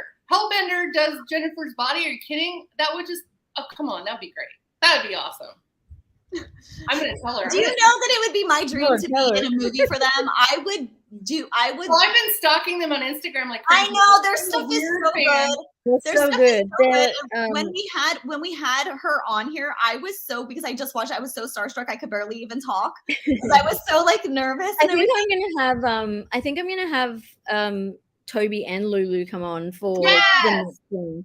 Yes. Yeah. That would be awesome. Toby's already said yes. I just keep hoping. I'm like, please put me in something. Please put me in something. Yeah. I'm sure if you can get to wherever they are, they'll put you in. Yeah, and I think we should get Karen Kusama. Gotta learn how to say her name on, just to talk about Yellow Jackets, because oh my god, I'm sorry, it's my favorite show right now. I just watched the latest episode last night, and so good. I mean, the second episode, that end scene, I went to bed and I was so creeped out, and I was amazing. They're cast. I'm waiting, so I haven't seen it yet. It's so good. It's like good. the music is spot on. The music is spot on. The actresses that they chose to play the younger versions of themselves and then the older, like it's so spot on. Yeah. The way that the younger actors have like matched the like mannerisms and inflections in the voice of the way the older characters talk. Plus, it's got Melanie. Yeah. It's got Melanie in it, and I love her. She's one of my favorite actresses. And she's a darling. She's amazing. And she's a New Zealander. And it's got Juliette Lewis. Our family. It's got what? New Zealanders are basically our family. They're like our cousins. Oh, so we're very close to New Zealand. Yes. I just love her as an actress. I've always loved her. She's a beautiful, beautiful human being. Like I love hearing her talk. I got so excited. I tweeted something at her once, and she like responded, and I was like a little starstruck. I was like, "Oh my god!" Have you watched? As a side note, look up Melanie Linsky and her husband talking on the Drew Barrymore show. Jason Ritter. Yep. It's very sweet. Which is the actor's son, right? He's John Ritter's son. I actually know him. Yeah. Because he's close friends with my friend Nathan Hamill. So like I've met him on a zillion different ways. He's the nicest guy ever. He's got no like diva-ness to him. Like they're both really, really nice people. They seem like a great couple. Yeah, they're good. Yeah, well, you should watch the thing, this little snippet from Drew. I'll send it to you because Jason had really bad alcoholism for a long time. So, and it talks about their relationship and how they met and like how it like nothing happened and how it kind of evolved, and like she was in a bad place, he was in a bad place, and never right time, and it's just really sweet. And Melanie gets all teary, and it's definitely worth it. It's very cute. Can I make a request that in a future episode of this we cover Heavenly Creatures, which is how I got introduced to her as an actress? Oh yeah, I did it for Movie Night Extra. I've never seen that. I've done that. But we want to do it with us though. we have a lot of other movies to do, Bond. Yeah. We've got a growing list, but yes, we can add that one. I'm trying to look up it's a great film. To see how I got introduced to her as an actress, because I cannot remember. But I love New Zealand and I love Australia. They're two of my favorite places. So anytime I want to. Honestly, if things keep going the way they are in this country, I might pop over to Australia and finish my schooling there. Just like we'll just do a poly schooling is Heavenly Creatures is the film that that most people know Melanie from. But also the other actress too. What's her toes? Winslet. Kate Winslet. That's the first time I ever saw her in a movie was Heavenly Creatures as well. So that was one of her earlies as well. Oh, okay. So I know what I got introduced to her about was Detroit Rock City. I love that movie. It's so goofy and I love it to death. I saw it in the theater. Because I used to be obsessed with and yes, we are everybody going on a tangent, but this is what we do. And this is what we do. Oh, and then that was the movie that I fell in love with her in was I Don't Feel at Home in This World Anymore. Yes, that was great. So good. I love that really movie. Good. It's so good. She's been in a lot of great stuff, like a lot of great stuff. Yeah, she's just a really good actress. She was in Don't Look Up too recently, which was good. Oh, that was hard to watch though. That was one of those things where I liked it. Okay.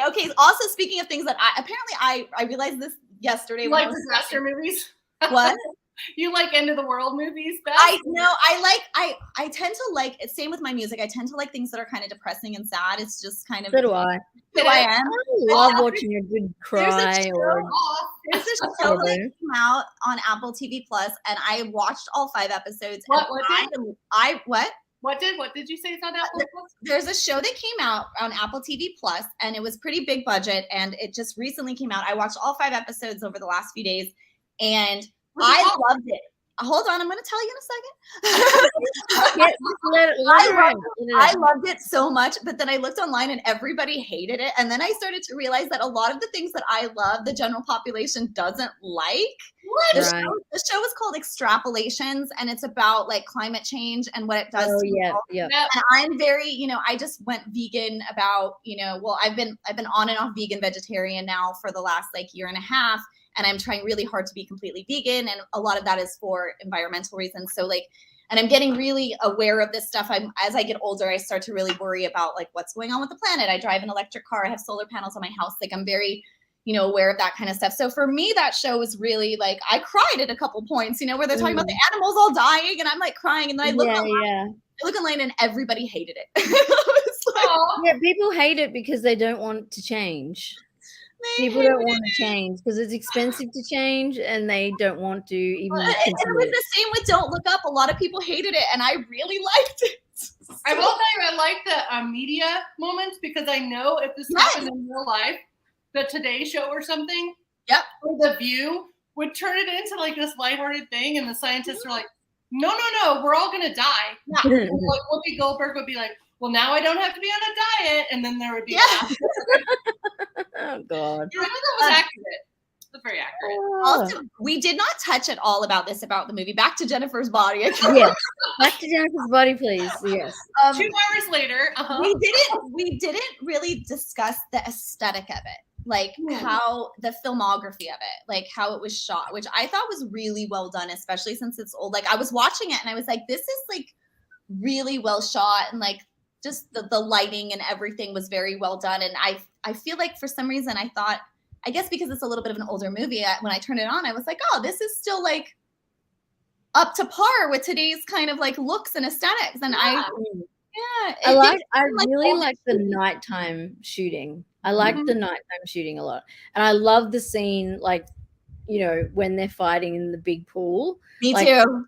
That whole scene, the way it's lit and the choreography is just really great to watch. Like, and then when her mouth opens up, it's so good. Yeah. Like, so good.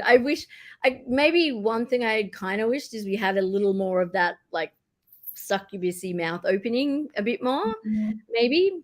But like, I think, given that it wasn't meant to be a horror, that's probably why it wasn't really much in it.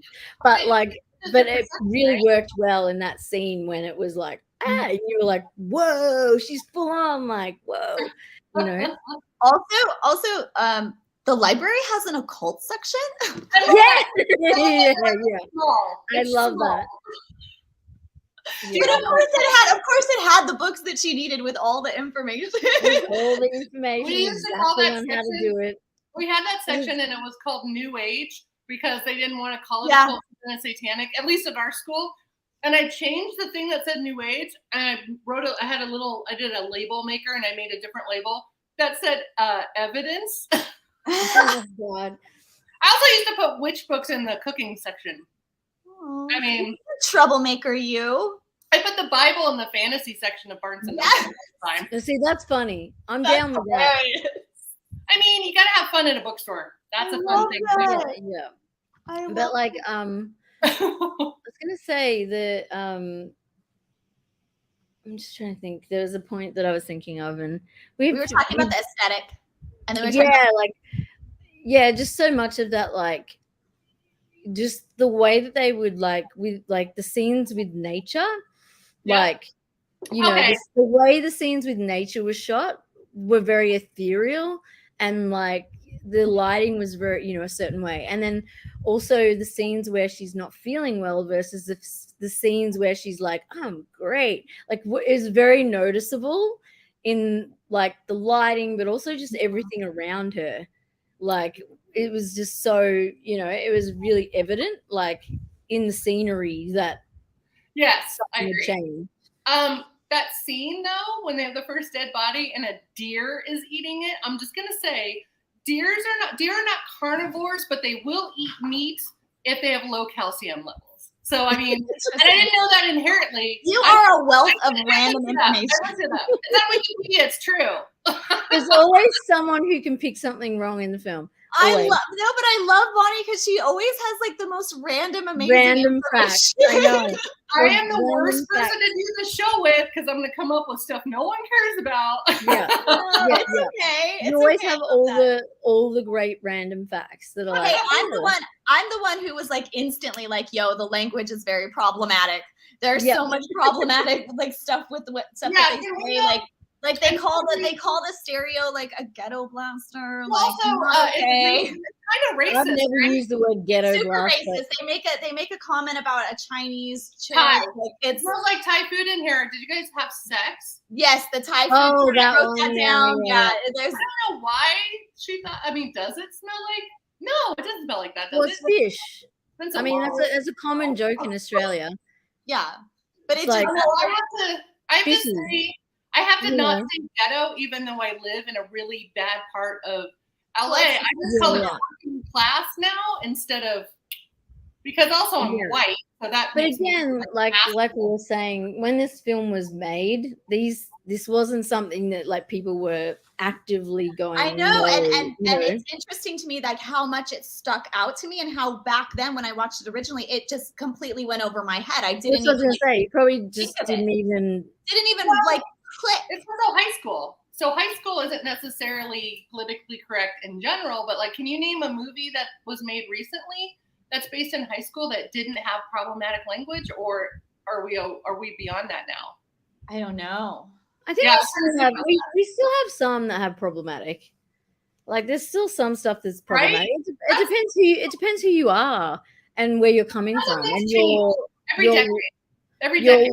Your lived experience as well is what's going to inform that, That's the thing though, is like, there's always going to be, as we grow and evolve as a society, and as we become more aware and more understanding of these types of things, we're going to see progress. But I do hate it when people like take old movies and they're like, oh, that should be banned, or this book should be banned, or like you should edit that out. And I'm like, no, because like yes, it is problematic, and we should recognize that, and we should grow from that, and not, continue to do those kinds of things. You need to acknowledge that was also the time that it was made. Yeah. And it's it's a reflection of the time. Just like, they're putting a warning now on Gone with the Wind, which is understandable, but please don't edit that movie because that's the original and that's the way it was made. And yes, it does have some stuff that's not okay in it. Absolutely, 100%. But that was also the time period of the Civil War or whatever, you know what I mean? Like that what was actually occurring. So we shouldn't try to just like erase, what is problematic. Like I'm part of the queer community, and I'm also mostly friends with drag queens. When I first moved to San Francisco in 1996, and Heclina, who is a really famous drag queen from San Francisco, recently died last week. She was really close friends with Peaches Christ, who is also a very iconic San Francisco drag queen. But I have a point. The point is, this famous drag queen started a queer-friendly bar for drag queens and trans as well. But it was called Tranny Shack, and you can't really say tranny because that is a derogatory term. And so I tweeted. Founder of Tranny Shack, and people that didn't know what it was, didn't know I was queer, didn't know she was queer. I got so many hateful tweets saying that I'm anti-trans, and I'm like, what? And it's just because of the name, and I get it, but it was just like one of those things too where I'm like, there is something to be said of maybe don't be outraged of every little thing, especially if you don't know the history of it. Like Dykes on Bikes, I always talk about that. Lesbians, we call ourselves dykes. It's okay.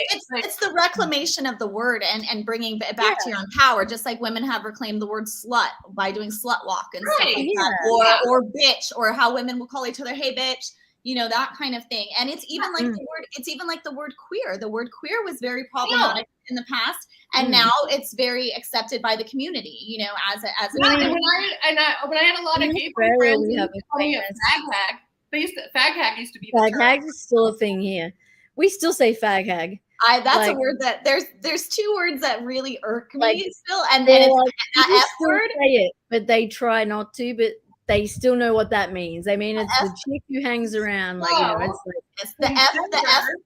What? Sorry, go ahead. In Denver, Colorado, there's a alternative weekly for the queer community called Fag Hag, and guess who was on the cover more than once? Yeah, not surprised. Because I was a go-go dancer at gay bars, like lesbian bars, but also at raves. So I was a club kid. So it was called Fag Hag, and then I got it, and then it was Drag Fag Hag, and then it was Fruit Fly was another one. I mean, I don't care. But yeah, you know, there's a comment right now in the comment box about how even the word gay, like gay originally meant happy. Yeah, back in the day, and then it became kind of derogatory, and now it's, you know, you don't really say homosexual anymore, you say gay, you know. And I literally just did last quarter, I just did queer theory. This is all like in my head right now. Yeah. Well, it's weird because I'm queer, but I hosted constantly missing things all the time. I can't tell what's going on. I started talking before Renee, so I'm gonna go. Renee, let me finish my sentence. I'm part of the queer community, and I'm still learning how to be 100% sensitive to the next generation of queer kids, so I don't insult them by being a boomer-esque person that refuses to change. So I'm always trying to learn new terms, so I don't insult anyone, but also so I'm supportive of younger queer kids, especially trans community, who need, I think, the most support right now. And so I'm always learning. So like, even if I say older terms, if some kids like, nope, you can't do that, that's really insulting, I'll be like, great, what's the other term for it? And I will learn. But I think especially in the queer community, a lot of the older Gen Xer queers just have a hard time giving up things that was part of their culture when they were growing up, and it's that refusal to change. And I think that's kind of the problem that's happening a lot, but I think that happens with all generational things, right? So, okay, Renee, sorry. No, I was gonna say, like, I hosted at my work a trans event for Pride, and the trans woman that spoke was an older woman who's now in her 50s, and she talked about some of these things that you're saying with the terms, and like, she was saying like tranny, that was the word that was used when she was around. That's what the word was. Yep. And she's like, I don't want to erase that history from, I want people to understand that that's what it was. You know, that was the word that was used. And then she talked about the evolution between, you know, like from how it all went. And I'm like, I mean, she's a badass bitch. This woman had, oh God, it's really long name. I'd have to send it to you. But she's so bad. What else? I'll send it to you because it's like super long, cool. And because she's she's incredible, and she actually had a whole law changed in a country, like what? So that she to be recognized, like Can we just bring her to ours? She's amazing. She was like, no, fuck you. And she had the whole country change the law just for her so that she could be recognized as like not having to, you know, have her birth like sex and whatever on her birth certificate. And she was just amazing to listen to. But it was interesting listening to her because she's an elder in that community, and she was kind of saying like it's different, like, you know, she was talking about the different experiences that people have, but also that the lived experience and shared experience of those people who were there means more than the ones of the people who are not involved in the community. So she was like, basically, more often than not, it's people who are not in the community who are more offended by certain words than the people who are in that community. So she was like, I don't get offended by the word tranny. She said, I don't get offended by it at all. It's not how I refer to myself.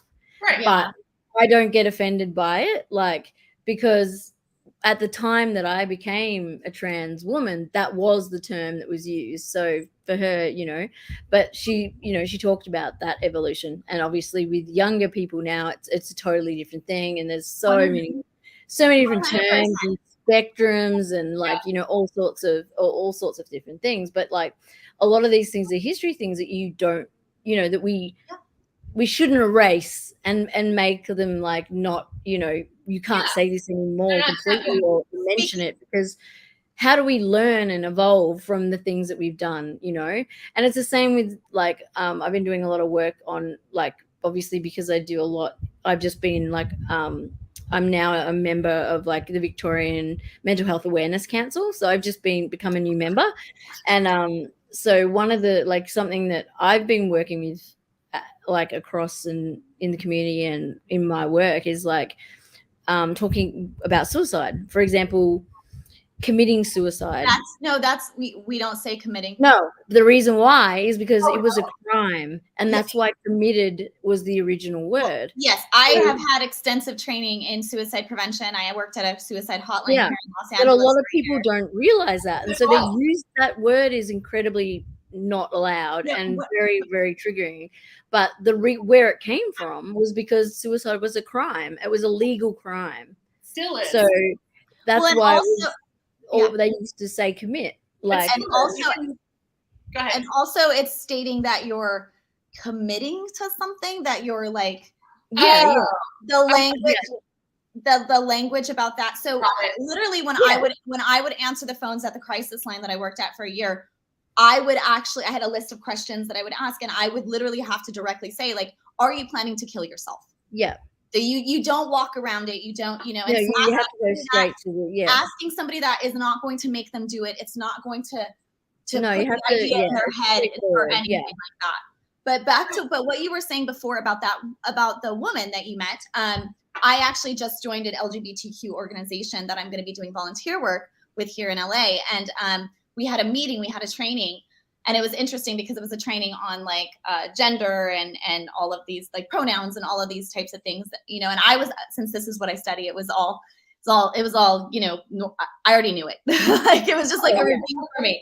But there was a woman in the meeting, and she was, you know, in her 80s or 90s, and you know, during the presentation, you know, they said repeatedly the word queer, and she winced every time, and she winced, and then she went to tell everyone, like, you know, that word was very hurtful, you know, because when I was, and it's just to add on to what you were saying, you know, that now that word is accepted, but to her it was very painful. And everybody's different. So you're not going to have her name. I just put her name in the chat too, by the way.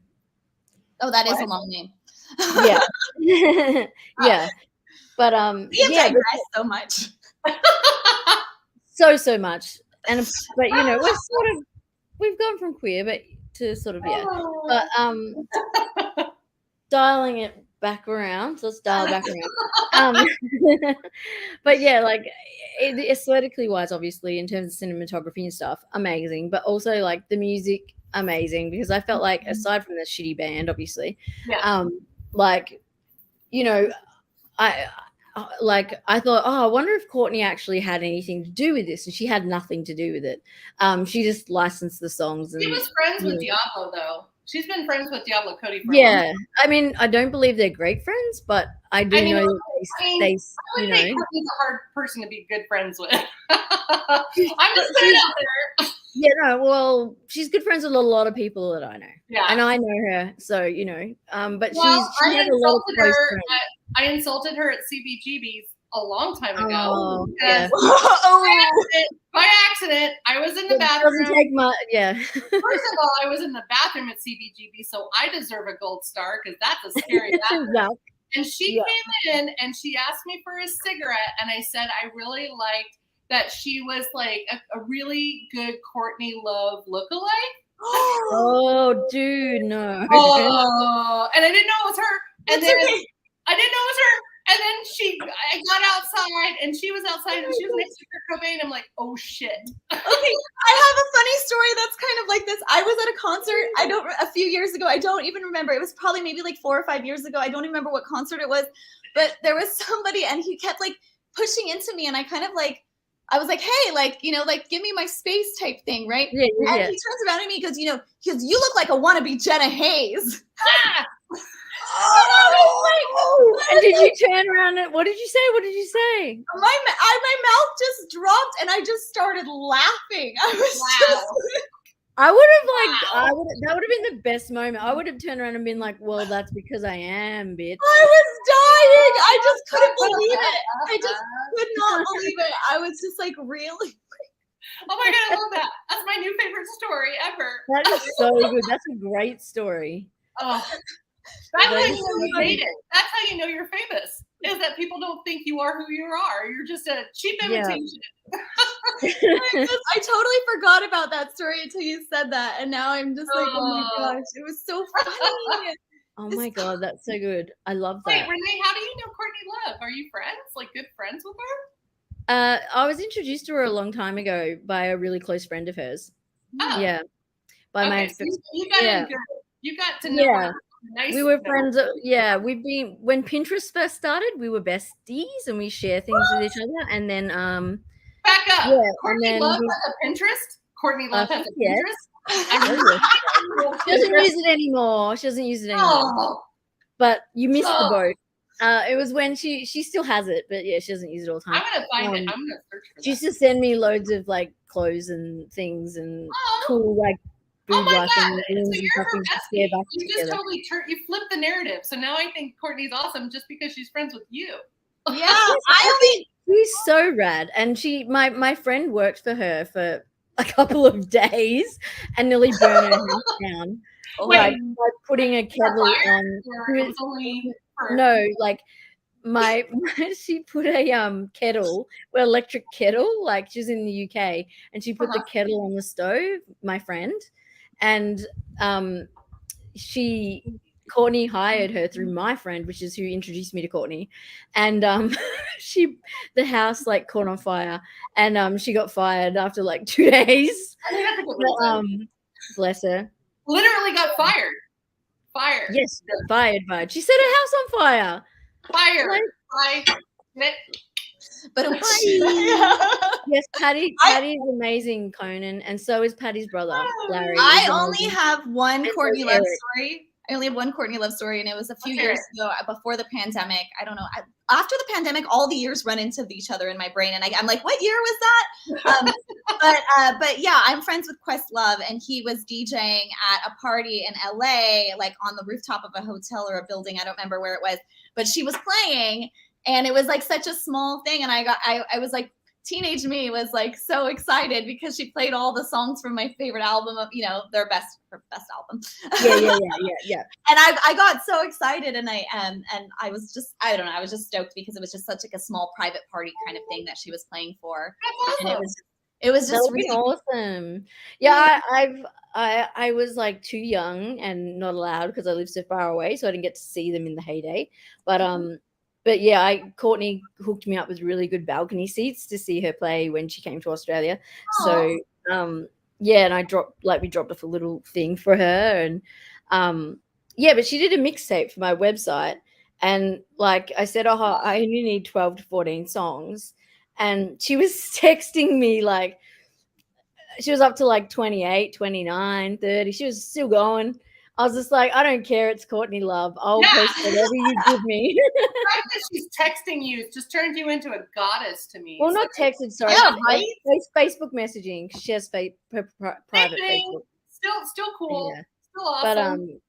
But I have she's a lot of good, really long-term friends. Like her and Jennifer Finch are still best buddies. Yeah. She's got a lot of people in the same circles as me so that's sort of how we coincided. And then my friend was like, oh my God, Courtney, you need to meet Renee in a comment on Facebook. And that's how it started. And she sent me a friend request and realized weird. And realized that we were friends on Pinterest and realized that I was the same person and blah blah blah. Yeah, I guess my Courtney Love friendship was with Jane Weedland from the Go-Go. So yeah. So I guess that's cool. Now we're all just name dropping over here. We're just name dropping. Although I've never got to hang out with Courtney in person though. I've only ever like got to like, virtually or like writing or whatever. So like I would probably shit my pants. Like because I was meant to meet her at the show that she put us on the balcony, Aw. and she had a bit of a moment, and yeah, so she left early, and then she like sent like a message saying like, "Oh my God, I'm so sorry. Like you left that gift for me. Like that's so Aw. amazing." Blah blah blah. And like I've actually had no bad incidences with her. She's been absolutely lovely from every interaction Okay. I've had with her. But Well, but tell I her know I'm that. sorry that I thought she was a But I little. know, I know people, some people don't like her, but I feel like that's a lot of people everywhere. There's always someone who's not going to There's like always- you. Well, I think that also has to do with some misogyny directed at her for people who think that Oh, she's yeah. responsible Oh for yeah. her death. Dude, as soon as I mention her name, predominantly 90% of the males leave the room. And I'm actually surprised by the number of females who also are like, I'm out.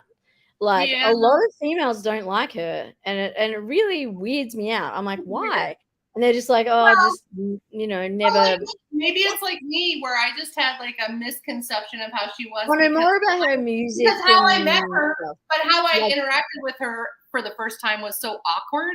So that's Yeah, on yeah, me, yeah. not her. That was Yeah, just me yeah. going, oh God. No, I mean more like just in terms of music and talking about her as a celebrity, not like knowing her. Like, but yeah, like often, like she.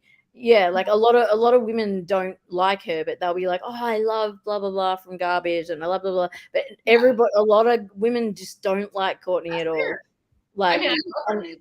and I'm always like really surprised, and they're like, "Oh, I just don't resonate with her music," and I'm like, "How? Why?" The later music I didn't like as much as the earlier music, but No, but the more you listen to, I mean, I guess because I've been such a hardcore fan since a very young age, like super fan. Like I've got all the books, like the art stuff, like everything. Like she's so she's like your Fiona Apple. Yes, That's mine. Yeah.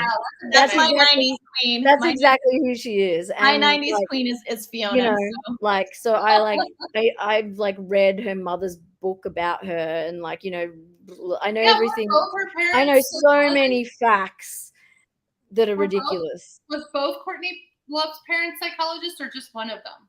Just one of them. Okay. Yeah.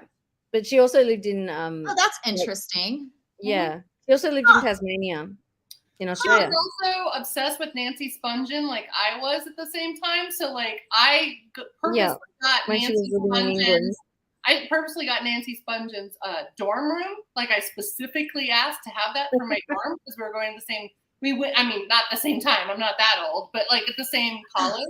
And I remember reading that Courtney tried out for the Nancy role in the Sid and Nancy movie, and she didn't get it. But she's in the movie, but she didn't get the side character.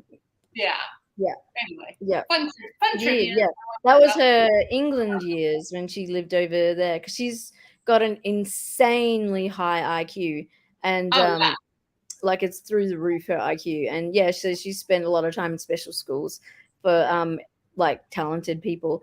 And yeah, like she had like some, like she went to a girls like reform school for a while, and Really? Not shocking. Yeah, no, just because her stepfather and she has a huge step family. Yeah.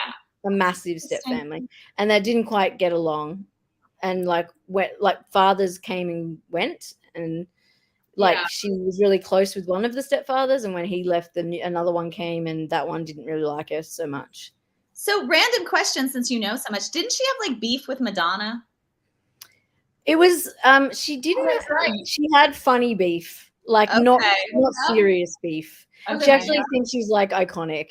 But what happened was the beef that people refer to is the MTV Awards, where Courtney was off her face, and because her husband had died, and so she was on a lot of drugs and whatnot, and she interrupted while like Madonna was being interviewed, and Courtney was like, yes, I remember.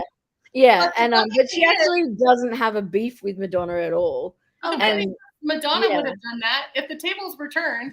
Madonna did that when she was young and off her. Oh yeah, and they later like they hung out on the carpet and like talked and had photos and blah blah. But there's no real beef. That's also a very misogynist thing that the music industry does, where they Pit Yeah, women we against each pit other. women against women and say that Yeah. there's beef when there's not beef, But anyway, look at us all go talking about. We should just have an episode about female musicians as well. Why don't we? Right? No, we should do a horror film that features an all girls band, and I bet you I can find a good movie. Okay. That is that. If you I feel can like find one. That's a genre, right?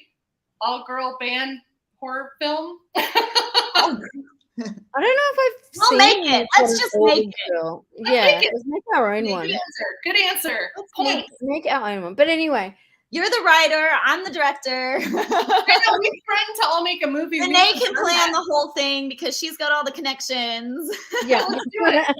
Let's do it. I'll get some cameos. I'll get some cameos in there. Yeah, let's do it. Why not? Let's manifest this. I'm sorry. Let's woman fest this. Woman Yeah. fest. Yeah. I love that you switched that. But yeah, so as much as I'm deeply loving this conversation, I know. Was it how long we've have we probably been talking? alienated most of these people. I'm actually surprised that they're still here. But I'm surprised we're still they are. And Anyone thank you. who watches this or listens to us talk, thank you for coming on this journey with us. But I also think they know how we are because we're like this with every episode. I think everybody who has tuned into this show knows by now that we don't run by a set schedule and we just go with where we go. And so, and that's actually the joy of this. And that's what I like about having both of you on this. So is that we can just have like conversations and we can have sideways and segues. And I don't feel like we're militant about having to be, blah, blah, blah. I do want to say something, which I just illustrated a second ago. I'm sorry I talk over you sometimes, but I think I get so excited. Oh, I don't even notice it because we all do it. I'm a culprit as much as anybody. So I hope you know that I do that because I love you. A bunch of women in a room together who are all passionate and excited. They always talk each over. I mean, if we had dinner together, Jesus Christ, like it would be like, but then stop. We would have like half sentences every 5 seconds, but I would enjoy every second of it. But that's also the way that I grew up in my family is that we all had to kind of yell over each other if we wanted to be heard. Yeah. So it's because me and my sisters, if it's me and my two sisters, we do the same thing that we're doing right now. We're just like, and I'm like trying to get a word in edgewise, and then my sister's trying to get a word in edgewise. It's fine. I love it. And I think that's what makes us us. You know what I mean? Yeah. Well, I love that we can talk about different topics and that we can go in segues and that everybody has something like of their own experience or some knowledge or fact or whatever it might be to share that makes it like not just like an ordinary like okay podcast, let's just stick to I learned so much from talking to you guys, so I feel like it's almost like an educational experience for me because I learned so much from your two different viewpoints, but also you guys are very smart women, so I feel like I'm like kind smart woman. Through osmosis, I'm becoming smarter just talking to you. Well, you let me know facts. I have no idea. Right? You're like the wealth of knowledge over here.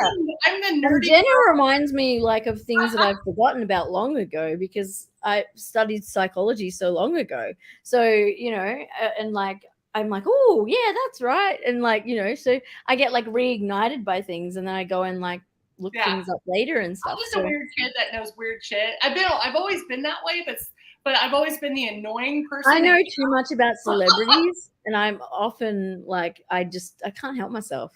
I know I need to know stuff about stuff, Me like too. for no apparent reason, and like people will be like, "How do you know that?" I'm like, "Oh my god, didn't you see?" Like, but not on everyone, but like. But yeah, these are fun fact. Did you know that deer can get rabies and they can attack humans and try to bite them and attack them just like dogs? I knew they could get rabies. Can't most animals get rabies? I thought most of them could. I'll do some research and get back to you. Dogs can get rabies. Like so can cats. What do we think? What do we think the next one's going to be? It's okay. Movie. What's the next movie we need to research? Oh, I don't know. I'm open to suggestions for you guys. Obviously, this is this is an exciting sort of special one because we're probably not going to be coming back for maybe a month and a half ish because I'm obviously going off to hospital. So, but I am, yes, super keen for you ladies to chat if you want to, and like if you have ideas and throw them my way. We chat on Instagram with each other in our little cool group, and we can. Yeah. And also the listeners. I was going to say, listeners, if you have any suggestions, definitely. Like us people to watching, if there's review. movies you think would be super keen. I mean, I'm always gonna say Ginger Snaps because it's a very feminist werewolf movie. But I like Ginger Straps. I like Ginger Snaps, but Ginger Snaps, not the Straps. first one. I'm not in love with the others, but I love the first one. So if Jenna watches that one and likes it, then I'm down with that being added to the list. Okay. And then there's something. Also, I would love to do Hereditary or Midsommar because I know you love Midsommar. Midsummer's my favorite. Midsummer. It's so feminist. It's so good. Midsummer to me has now. Oh yeah, Raw is cool. I want to do Swallow. What? Someone suggested Raw. Yeah, that's good. but I really like Swallow. I love like that Swallow movie. a lot too. I'd love to do Swallow. For sure. I wrote a paper for my clinical. I wrote a paper for my clinical psychology class on Swallow because I had to analyze somebody in a movie that had a psychological disorder, and that's Pika. So I wrote an entire paper about it, and my teacher was like, "That was very original. Nobody chose something like that." Oh, awesome! Well, yeah, I love that film. So the movie Hard Candy is good as well. Yeah. Yeah, my dad introduced me to that movie. That's crazy, right? Yeah. That's how long ago that was. I mean, my dad was like, "This movie's really fucked up," and told me to watch it, and I was like, It is. It is, yes. Ellen Page, baby. Yeah. Ellen. Oh yeah, that's the Elliot Page. Elliot Page now. Yeah. Yes, correct. But that's At the time, right? Yeah. Oh, I'm not doing. Someone just said Last House on the Left. No, it's too. No. Nope. I had to turn it off at that scene. I could not go any further. Yeah. I've seen saying. Last House at the Left many times, and it's not something that everybody can watch, and it's hard to definitely watch. It's a very hard watch, and it's like it's hard to believe that it was John Carpenter. I know, right? That's a good one. Someone said Under the Skin. Under the Skin is great. Conan's a legend. He's a good egg. Oh, A Girl Walks Home at Night. That's a really good one. That's too. a good one too. That's a good one too. I think that was actually a groundbreaking one too. The A Girl Walks Home at Night, because it was from a female director, and it was also a foreign film, and it was just kind of like it was just groundbreaking. Yeah, I like the audition would be interesting to do. It's a Japanese horror film that's very. I don't know that. I will say that Midsommar has now replaced Better Off Dead as my favorite breakup movie, because I consider Midsommar a breakup movie. Like Midsommar, it's a breakup movie. It's also very feminist. I really, really, really liked it. I watched it probably like 6 times. That and the Suspiria remake are 2 of my all-time favorites. I love Suspiria. Really? I love original Suspiria, but I didn't really like the second one. So I believe I'm a diehard Argento fan. So I think I've seen parts of the original one, but with an ex-boyfriend, but I don't remember it very well. In terms of cinematography, you would love I'll have to watch it. The reason why I like the Suspiria remake is the dance sequences and stuff. I love dance. Yeah. Been very into it, and it's just it gives me chills to even like think about the dance sequences and that, and then the end scenes and stuff. It's just so like, I just like it a lot. If we want to explore female sexuality, I also like They Follow, or It Follows. They Follow. Remember? Yeah. I had to rewatch that because I was like totally. Smile is great too. Smile was good. I liked it. Smile's on my list. I really want to do Smile because Smile. Because of you guys, I've kind of embraced watching a lot more mainstream horror too, not just indie and foreign horror. So like watching what was the cannibal movie with Timothy, with the Dune kid? I sound like my dad talking now because I can't remember names. Oh, Bones and all? Or is it What? Bones and all? Timothy So who was Chalamet? the Doom remake? Who was Timothy? Chalamet. Bones and all. That guy, Bones and All. Yeah, that was a very interesting movie I didn't as see well. And also I still haven't watched that one, but like I've Barbarian? heard so much about it. Barbarian was interesting. I'll never get an Airbnb in Detroit because of that movie now. But I mean, Somebody needs to be writing all of these down. I have like a list that I put together, but like there's this movie Piggy, which is really interesting. I just Oh, I watched haven't it. seen it.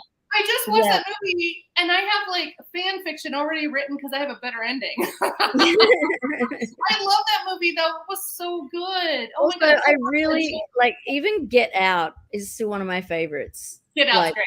and I Okay, I haven't got something to spoken say about about that. Nope's great. What's that? I got something to say about Get Out. Uh Do you like it or I not just, like it? I just thought it was utterly predictable. Oh, of course it is. Yeah, yeah. It's just It not- is. And I think that the other movie that he did was better. Us? Yes. Nope. Oh yeah, Us. I Yeah. thought Oh. Us. I haven't seen Nope yet. I want to see Nope. It's fun. Thank you.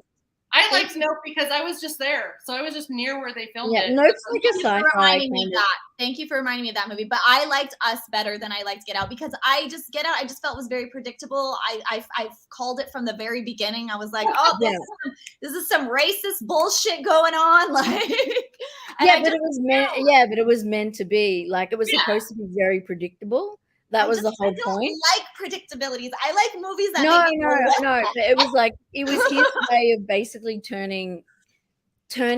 he was making commentary on like. Someone the just said predictable way. Titan. I didn't like it as much as I What wanted one? to like it. What one? Titan. Yeah, I didn't like it as much as I wanted to like it. I don't know if I even saw it. I thought it was good. I didn't think it was mind-blowingly I good. really like the I'm night. writing all these down. I'm making a list. The night. I mean, I will say honestly, it's a good time to be a horror film fan because there's so many great So new much stuff out horror there. films making like breaking ground, like doing different kinds of horror films are out now, and it's not just the same old stuff.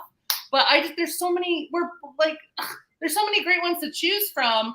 And I'm so like attention deficit disorder that I'm like, I'm just gonna watch all of them in 1 week. And then I'm like Yeah, well that's what I do. I'm Me like too. obsessed. But yeah, there's this one called The Night House, which is really good. yes, if with neither of you have seen it. British Rebecca, what's her last name? We Rebecca. could So also go, good. we could also go back and do like a super classic like 90s one, like The Yeah. Craft. Like The Craft. Oh yeah, yeah. Oh, I'm The open to Craft. all the Oh, old schools. It's one of my musicals. favorite movies. Dude, The I'm down for like seriously 60s all the way through to now. Oh yeah. Yeah, we should be doing some classics. I think it'd be fun to Like, do I love some all of Gallo, like not I love everything. Argento. I'm writing all of these down. Also, House, the Japanese movie House, which is so trippy and so weird.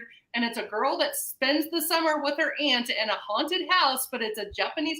It's from the 60s, so it's almost a musical. It's crazy. It's on HBO right now. It's streaming everywhere, but it was made in the 60s. And it's I know I've made a list somewhere, of like all of these, like of a bunch of films that I keep adding to that I'm like, got to like watch this. And even like, oh my god, like seriously, it scares the shit out of me every time. Sinister with Ethan Hawke. Oh yeah. That scares the shit out of me every time, even though I know what's gonna happen. Did you watch the sequel? Sinister? Sinister with Scott Derrickson directed it. Of course, Misery. Of course, Misery. Misery is definitely. I feel like years ago I just used to watch too many movies stoned, and now I'm like, I don't remember. Did I watch that? I mean, Sleepaway Camp. There's a lot to unpack in that I don't know film. if you guys you're probably too young, but once you hit menopause, you forget everything. So then you can rewatch movies and not know that you watched them. Well, no, that's the great thing. I said that to my sister the other day. I was like, I actually like to watch, I like to watch movies that I watched before when I was stoned because like even this one, when I saw this movie, I saw it when I was really stoned. And so watching it last night, I was watching it sober. And so I think that I caught on to different things and everything. Sure. and I didn't remember a lot of it. You know, I remembered what happened with the band. I remembered like the general like idea of it, but I didn't remember a lot of the details. So I kind of like it because then it's like watching a movie all over again. I'm reversed. Yeah. I am now a stoner. So I. All right, Bonnie, we gotta have dinner and smoke. Oh, I'm not a smoker because I have asthma. I'm an edibles girl. So so am I. But Yeah. I will tell you, I'm a lot more stoned now than I was in high school. I mean, and also I'm reserving the crazy ass drugs for when I'm in an old folks home. So I'm going to be doing LSD when I'm 80. That's all I want to do is LSD and ecstasy. Drop some Molly with my Jared. And just a disclaimer, it's legal in LA. What? Exactly. Oh, Molly? No, I'm talking about pot. Yeah. It is not legal in Australia. I don't know anything about it. Well, when you come here, I'll load you up with edibles that you can. Yeah. I also am trying to switch more to edibles just because I'm getting older and I've been smoking most of my CBD bubble bath. I also recommend the bubble bath. Yeah. Because it's CBD oil, so it's like soothing. Yeah, I have a couple of CBD like bath bombs. We have digressed so much. This is crazy. Oh my god, this has turned into pot talk. This is all kinds of talk happening. I love you all. I love you, ladies. This is the highlight of my month. Thank you for being awesome. It is. And I'm gonna start putting together another big list. Okay, and then I've got a list forming now. Yeah, and then we'll put them all like together. But I think like I didn't like The Witch as much, Conan. No, me neither. It was. I didn't think it was that great. I mean, the goats were pretty. It was beautifully shot. It was stunningly beautiful, but too slow for me. Yeah, I don't like baby movies. Yeah. I watched Poltergeist the other night again, and geez, that's a good film. I forgot how good that was. But it's also like, why were you? If all the chairs end up on your kitchen table in a split second, get the hell out of the house. Don't just wait to see something happen. That's the beauty of 70s and 80s horror. Yeah, they never do. What makes it brilliant. They always run upstairs, and you're like, why are you going upstairs? The flashlight doesn't work. Even Amityville, the original Amityville with Brolin. Oh, like there's some like the wife who dresses like a schoolgirl. Yeah. Like what's going on there? I don't remember that. Yeah, most people don't. Rewatch it, and you'll see all these weird little like kind of misogynistic things with the mum. Sorry, I just got really excited. I have tickets to see the new Evil Dead on the 21st. Oh yes, on the 21st of this month. I'm very excited. I'm going with one of my bestest friends. So I'm very excited about that. Yay. Also, we haven't done Pearl yet. Oh yeah. No, we have not. And Maxine is going to be coming out soon. Yes. Yeah. I mean, so many movies to choose from. I'm excited to talk about all of them with you, ladies. There's too many. There is like so many, like literally, like And if you haven't seen Sleepaway Camp, Jenna, okay, let me write it down. So good. You have to watch it because it was groundbreaking. It'll blow your mind that this was from the 70s, and the content in this is going to make your head spin. And it's not predictable. You will not. No, I not don't predictable. Like predictable. It's not. It's not when I went to Conan's right. Conan's like you guys would kill. You would love it. You would love it. Yeah, we kill it with Sleepaway Camp. When I went to see Scream 6 the other day, I knew like half. I was like, oh, that's who it is. Everyone knows Scream though. You know what's gonna happen. I know, and even though I enjoyed it, I still I like it.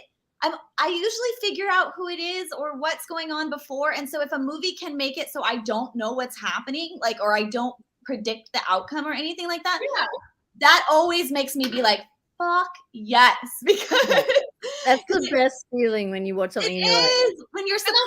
The twist in the title, M. Night Shyamalan Ding Dong. Don't make a movie called Old and then pretend that that's not. I haven't seen it yet. It's so predictable. See it. I didn't even spoil it. The title it's super predictable. I still enjoyed it for the concept. I like the concept of what the old is. His Apple Plus series Servant is better.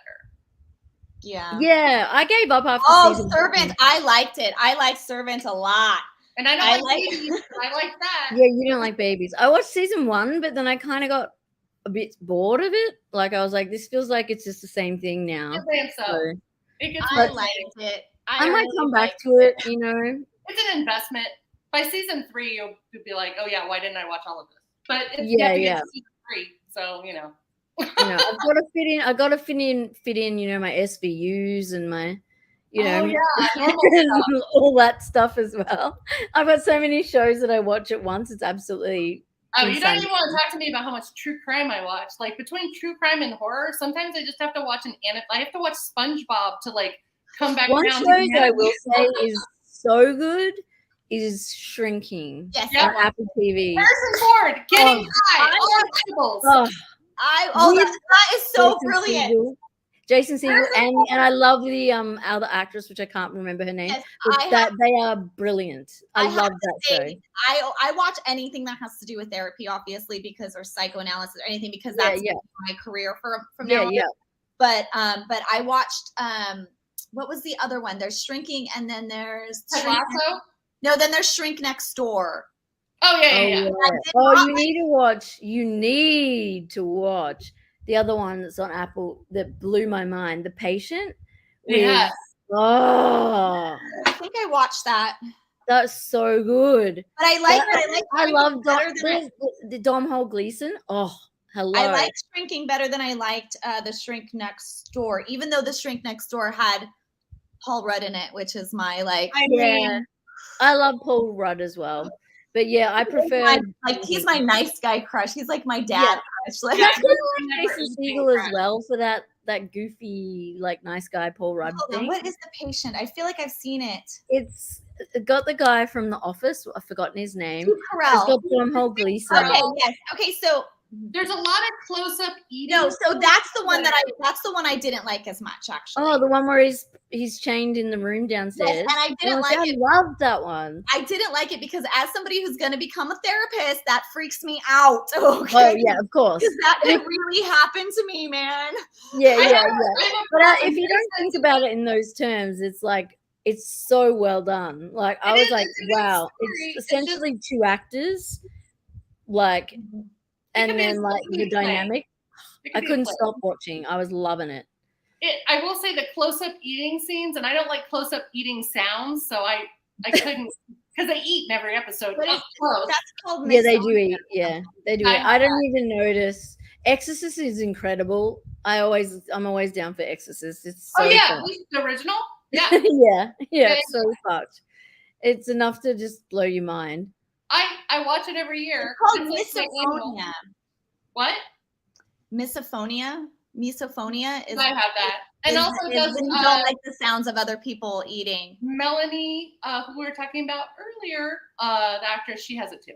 So I'm in good. I don't like it in person, but I can handle it on TV and stuff. But when I'm near people and they're going a mouth open, I can't handle it. But on movies and stuff, doesn't bother me. But in person, I'm like, that person needs to learn how to eat like a human. Like, the menu. Yeah, I haven't watched that yet. It's so freaking good. Oh my god, I don't want to do any spoilers, but please, can we do that one? No, everyone keeps talking about it. I really like the platform, and I felt like I thought that was a lot darker and more my vibe. But I don't know. The menu's great though. I loved it. I loved it. A lot of people really like it. I'm not going to get into it. I've heard about the Pope's Exorcist. I'm not really pumped on that. On what? Anything with Russell Crowe is kind of crap. I'm sorry. Oh, his exorcism movie? Yeah, the Pope. Yeah. Someone's just said Pope's Exorcist is coming out, and I'm like, I'm not really. Don't have high hopes for that. I like the other one. Russell Crowe's a bit. I am dying for John Wick 4. We're not going to review it. I have never seen any of the John Wicks. Oh, I know. Oh my god, it blows my mind. Number one's the best, but they just get better and better and better. I've heard that I may not like it. I went with one of my friends to see Scream, and he asked me. He was like, do you want to see? My choices were Scream, the John Wick one, or Cocaine Bear, and of course I picked Scream because I haven't seen. I seen Cocaine Bear. It was pretty funny. Cocaine Bear is great. I don't know. I'll watch it at home, but it's a home movie. It's a home movie. But my point in bringing this up is that my friend brought up that I might not like John Wick because it revolves around eating or the killing of a dog. And no, that's like it's 5 seconds. Fast forward through it, you'll be fine. I have the 5 same problem with pets. I don't like any horror films that kill pets. It makes you like the film better because that scene is you don't see a lot of it, and it's 5 seconds. You don't actually see the killing. Okay. It's 5 seconds of the film, Okay. and it's like and Keanu's reaction to them doing that to his dog is what makes the entire series. Yeah, that's what makes him go back into his John Wick life. What genre is that? What genre? It would be like action, yeah. And I tend to lean away from actions, which is probably why I haven't seen any of them. They're not really. Yeah. A certain action, some action has to like. It's got to have some kind of thing to it for me to get into it. But randomly, I tend to like super. But it's Keanu on motorbikes and like looking really hot and just being amazing. Yeah, that's just me. And there's so many good plot twists and like so much good fighting and like if you can handle it, like it's definitely worth. I'll have to start at the beginning. But you just mentioned how you have to sometimes put on like SpongeBob or something to like. And my version of that is I put on like superhero movies or like things like that. Like, have you seen The Boys? Yeah. Yes. I'm obsessed with that show. That superhero orgy is stuck in my mind forever. It's so good. I was so like, man, why didn't you hire me for that? You would have been so good in that. You would have been so good. You should be a superhero though. I'm thinking of actually getting a manager and getting like a mainstream agent so that I can get back into some You should. Because I still want to be a scream queen. You can be. Yeah. By the way, you can also age into that because is it Barbara Crampton? Yeah, her. She is like she's still killing it. She's still in some really good movies. Horror people live for the rest of their life off the money from going to conventions. Yep. Like the money they make from conventions is like And it's always been a dream of mine to do that because I've always liked horror movies. I started watching Freddy Krueger when I was like 6. I know that probably wasn't smart of me, but I've always been into it, and I've only gotten to be a part of one horror movie, and it wasn't a very great movie. My scene was awesome, but the rest of it wasn't very good. So I'd love to do that. So if any you can be the next Elvira. You can be the next Elvira. Like I see you in so many things that I feel like you would be perfect. I would love to. I want to, once my degree is done, this degree is done, I'm going to start getting more active into it and stuff like that. I'm already talking to one person who possibly wants to manage me. And so. Well, I know a lot of horror film directors I can introduce you to. And just let me know. Well, we need to get to, I wish you need to have dinner. I wish you were in LA, but Jenna, we'll get together and have a little talk. I know, lady. I've asked you to go to dinner with me twice. Let's do it. I think the last 2 times I declined because I was going through a little bit of depression spiral, and I don't want anyone to have to deal with that. But we'll get together. Yeah, Romper Stomper's a great film, dudes, but probably not for us. It is a great film. That's a tough one. Anyway, do we have any last minute thoughts about the movie? Last minute thoughts. Yeah, we're just getting inundated with so many. I know films that people would like to talk about. This is the most comments I think we've ever had. I know. Yeah, what about? I'm still. The Wicker Man is one of my favorite films ever with Britt Eklund. Original or remake? Original. Hello. I'm sorry, the Nick Cage remake is hilarious. It's got lots of old school misogyny, funny things that you would love, Jenna. I'm just gonna walk around with my boobs out for no reason, and then I'm gonna make really weird noises while leaning against a wall for no reason. Wait, what is this? Wicker Man. It's an amazing film, but there's those in that era of film, the women are always doing bizarre sexual things that make no sense whatsoever. It's like a legendary folk horror film. So if you watch Wicker Man, you're gonna see really references in Midsummer. Midsummer has a lot of Wicker Man-esque things. That's what I've heard. And it's really good. And I've watched it rewatched it a couple of times. I did watch it on edibles you again. wanna And I watch was it like, still? wow, this is a lot more whoa than I remember it being. So I Like, will tell you, the remake with Nick Cage is great when you're on edibles. it would have to be because it was not good when I watched it. I think it's a And I comedy. love Nicolas Cage and his bad Renfield movies. is great. Mandy is so good. So Yes. good. There's another one to add to the list, Mandy. So good. Add it. Mandy. Add it. I added Also, it. What's that other one? Yeah, we could just go on. We Yeah, could go on forever. I love you, ladies, so I know. I much. love you too. We need to go. but we really need to wrap this up before we end up digging into a hole that never ends. Oh yeah. I've got about 500 pages of school stuff to read tomorrow. This So. is like a Yeah, slumber yeah. party. It's a slumber party where you never want to go to sleep. That's basically us.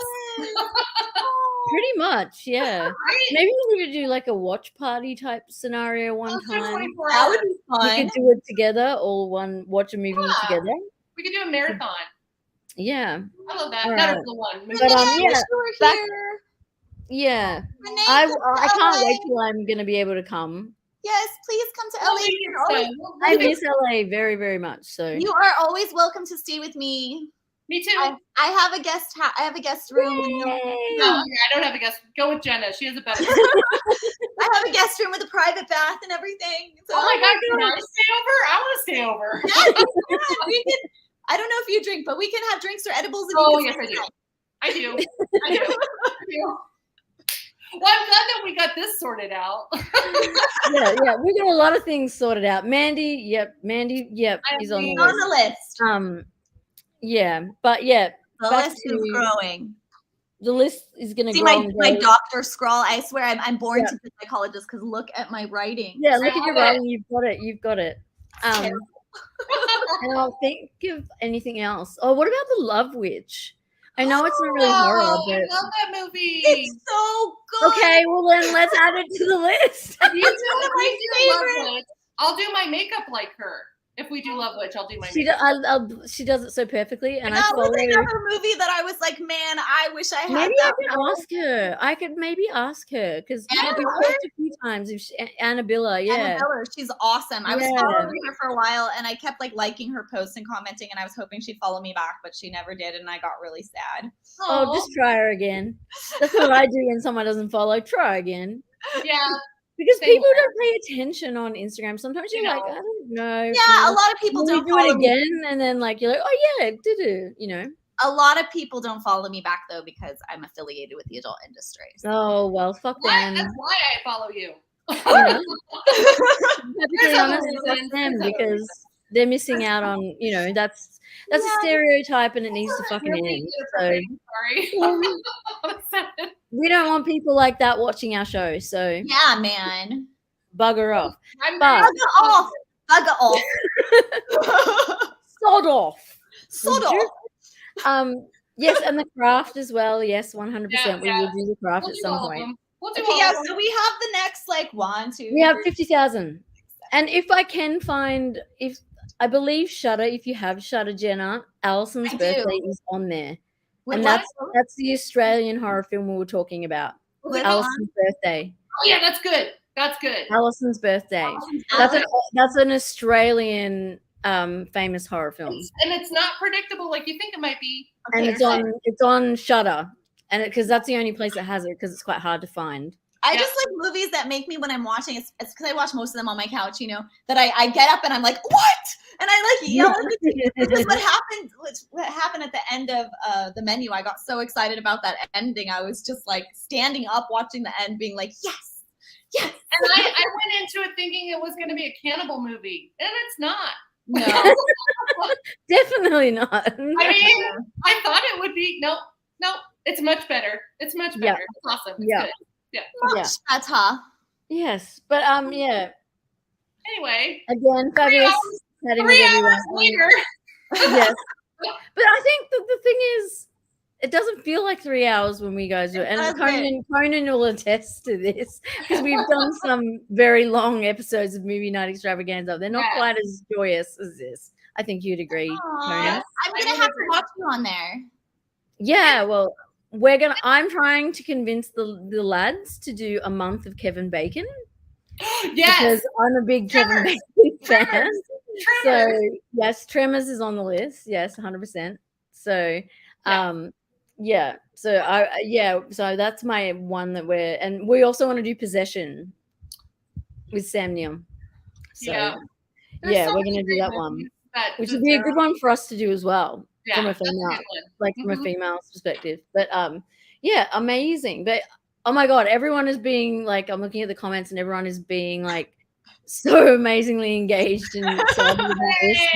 So this is great because yes, Tremors is an amazing film. I stand by it, live by it. It's one of those films that I go to just to enjoy. Same as Stir of Echoes. Yeah, like I've never seen those ones. Yes, Tremors, Stir of Echoes, and Flatliners, the original. Yes, Flatliners, the original, not the remake. They're like my go-to, like historical, like homey kind of. I like to call Tremors Doom Light. Yes, but it was before these things. It was just it's funny. It's funny. But you got it. You're right. Yeah, it's good. It's good. There's a bazillion, and everyone's super psyched, and so yes, and Conan's laughing at me because because I'm laughing about. Oh, I just thought. I mean, it's not a horror movie. What one? It's a movie that freaked me out. It took me 6 hours to watch it because I kept having to pause it because it gave me so much anxiety. What's that? Climax by Gasper. Oh, I don't know if I've seen that. That is an intense movie. Ooh, that's intense. I'll have to look it up. I'll have to look it up. Yeah, one movie that I love his movies, so I'm a big fan. So. Yeah, I don't think I've seen it, so I'll have to look it up. But yeah, Kevin Bacon month and Possession are what we're looking at for Monster Night, movie night extravaganza, which is on Conan, is my lovely buddy. Yeah, that's on the Conan side. Yeah, and then we can do for sure. But there's like a gazillion. I'm just super excited because the comments are kicking off like nobody's business. I know, it's crazy. I want to start really promoting this because I think that this is a really cool podcast. Oh, can we do Buffy the Vampire Slayer, the original film? I've never seen it. Oh my god, you must. I've never seen it. Luke Perry, and oh my god. I've never seen a vampire. Paul Seriously, is a vampire in this. It is a rite of passage. Like the only reason I watched the TV series was because I knew the film, and that's what I did it. And then I watched the series, and it was very different from the film. But like different vibe, just for a different vibe, yeah. But it's a rite of passage to watch the real Buffy film. They're both good. They're just different. That's very different, yeah. But very, very, cool. So good. So good. Anyways, all right. While everyone's getting super excited, we are going to wrap it up. Yeah, I've got statistics to read still tonight. We got stuff we got to do, But now I feel like I've got like a billion films I need to go and watch, which I probably will tonight anyway, because it's a long weekend. Yeah, I've got to finish. Thankfully. I've got to finish what I was watching earlier, which I mean, if you want to be on theme, zombie movies during Easter are kind of on brand. Yeah. I'm doing a bit of a rewatch and some new stuff and some kind of new stuff that's come out.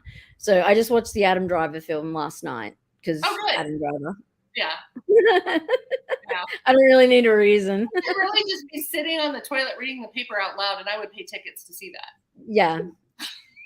Maybe on the toilet, maybe just a chair. I don't know. Yeah, that's what I'm watching. I'm in the middle of watching the Tetris movie. So. Oh yeah, I've got that on my list. I've got that on my list as well. And there's a really not predictable.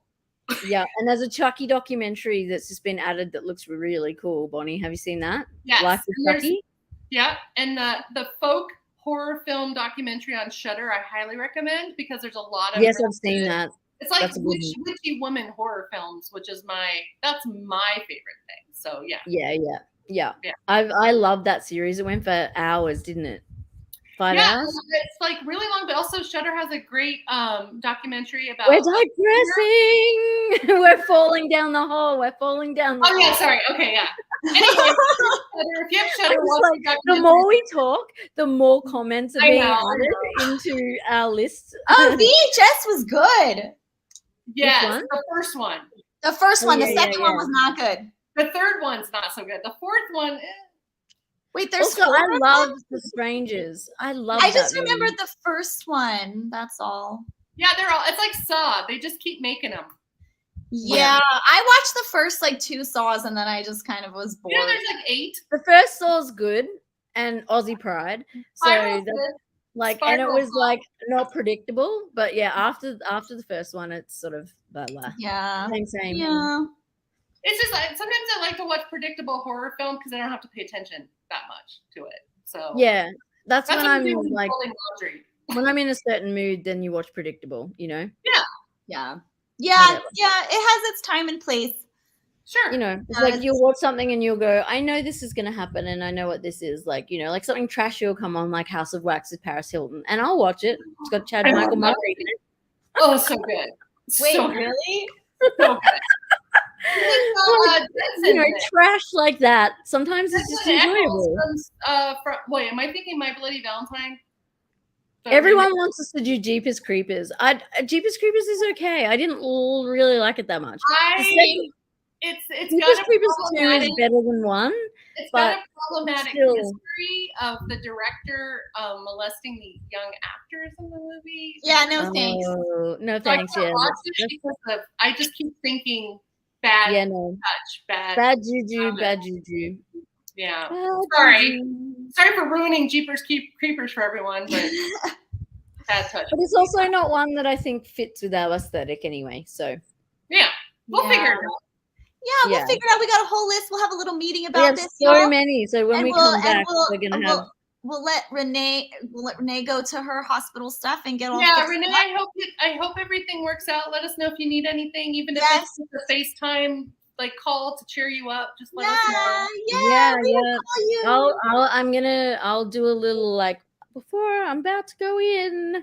Yeah. Bye, because I'm gonna be. Fine. And Sending you healing energy. yes, and if anybody wants to, please go to Renee's page and donate to her fund so that she can, be taken care of while she's going through all of these health things. Yep. Thank And I'll you signal boost so you much. too. I'll signal boost it to remind my followers as well. Yeah. Thank you guys. Love Of course. you. We love you. And, so shout outs, of course. I love you both. That's the main one. And yeah, so I mean, I think we've talked enough about Jennifer's body and not Jennifer's body in this episode, so you guys get the gist of what we're thinking. But yeah, like I will be back. We will be back. We'll have a ton of new movies. It's going to be great. And I'm loving everyone getting involved. It's amazing. And I'm going to now hand it over to the other ladies to do some shout outs. Yeah. So who would like to go first? You go first, Jenna. You have more cool stuff. Oh, okay. So if you don't already follow me on my social media, you can follow me at twitter.com/Jenna Haze or Instagram.com/Jenna Haze, Facebook.com/The Real Jenna Haze, because someone took my name on there. I also have a fan subscription site, which is on my LinkedIn if you go to any of those pages. And I will be having my own film coming out later this summer, which is a documentary/art film commemorating my final dance tour. So keep your eye out. Which I've got to say looks really amazing. I looked at some of the stills and things from it online. Thank you. And we will also be releasing a second edition of the large format zine that I did with paperwork. And I will also be putting out a photography book towards the holidays. So keep an eye out for that. And of course, tune in to our next episode here. I don't want to interrupt. Are you done? No, I'm done. If you like horror books as much as you like horror films, next month in May, is it May next month? Yes.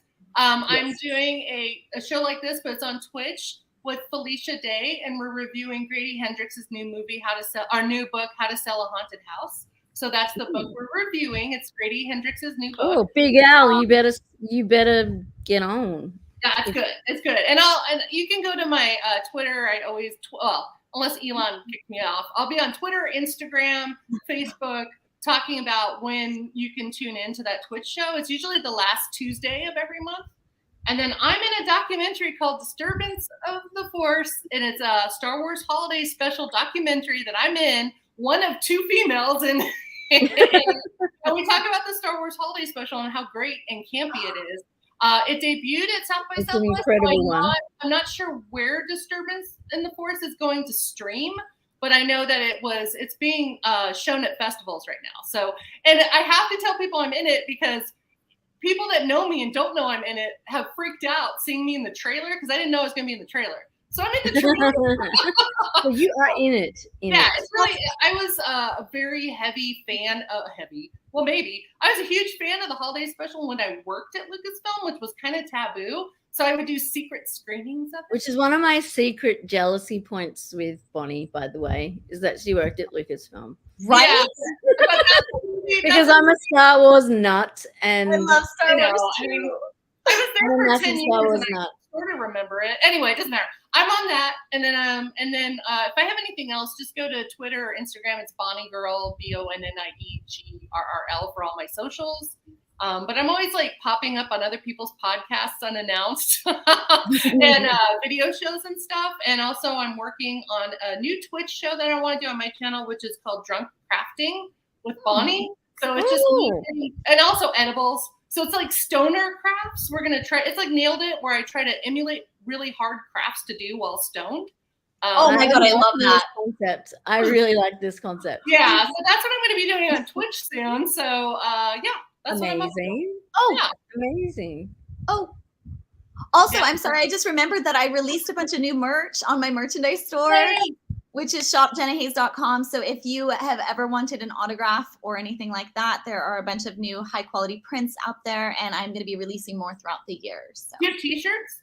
I have sold out of my first design. Well, I have some like irregularly printed ones that got kind of messed up by the printer left, but I'm designing new ones before the end of the year. So I'll have a new white t-shirt out and a new black t-shirt out. But right now I'm focused on putting out new posters and 8x10s and all of that sort of stuff. Well, I'll be sure to wear the t-shirt when I Can get I put in a request for a black one? Can A you black what? one that says, can I put in a request for a black one that says Jenna Haze is my final girl? Oh, that's Yes. so cute. That's actually a really good idea. I know. I just thought of it. Jenna Haze is my final girl. Good thinking. That's a I good love that. I got my promo brain on. You know what I mean? Love it. Love it. And I'll wear it to death. So We make the best team. Let's make a movie. We'll yeah, do it. amazing. And of course, for me, I'm Renee Ruin on everything. So Renee Ruin on Twitch, on YouTube, Twitter, Facebook, you got it. And then same with the night shift. But you can get to everything from my Renee Ruin link tree, which is everywhere, even, and also includes my donate link if you do want to help out with my surgery fund, if you are able to.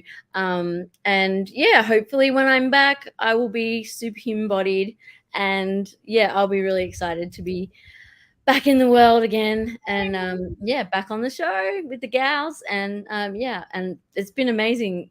So many people come on today, so yeah, and engaging. So, and thanks Conan for joining us. He's excited about this Yeah, episode. Al, Joshua, Bear. I'm just reading names at this point. Yeah, Thank yeah. you for watching. So many amazing. Bears had some really great comments. So Yeah. We have legend. the best viewers. I'm just gonna say that. We have the best. Jenna versus the Blob. Sorry, I can't. That's a horror.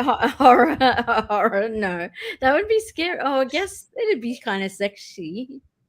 You'd be rolling around in blob.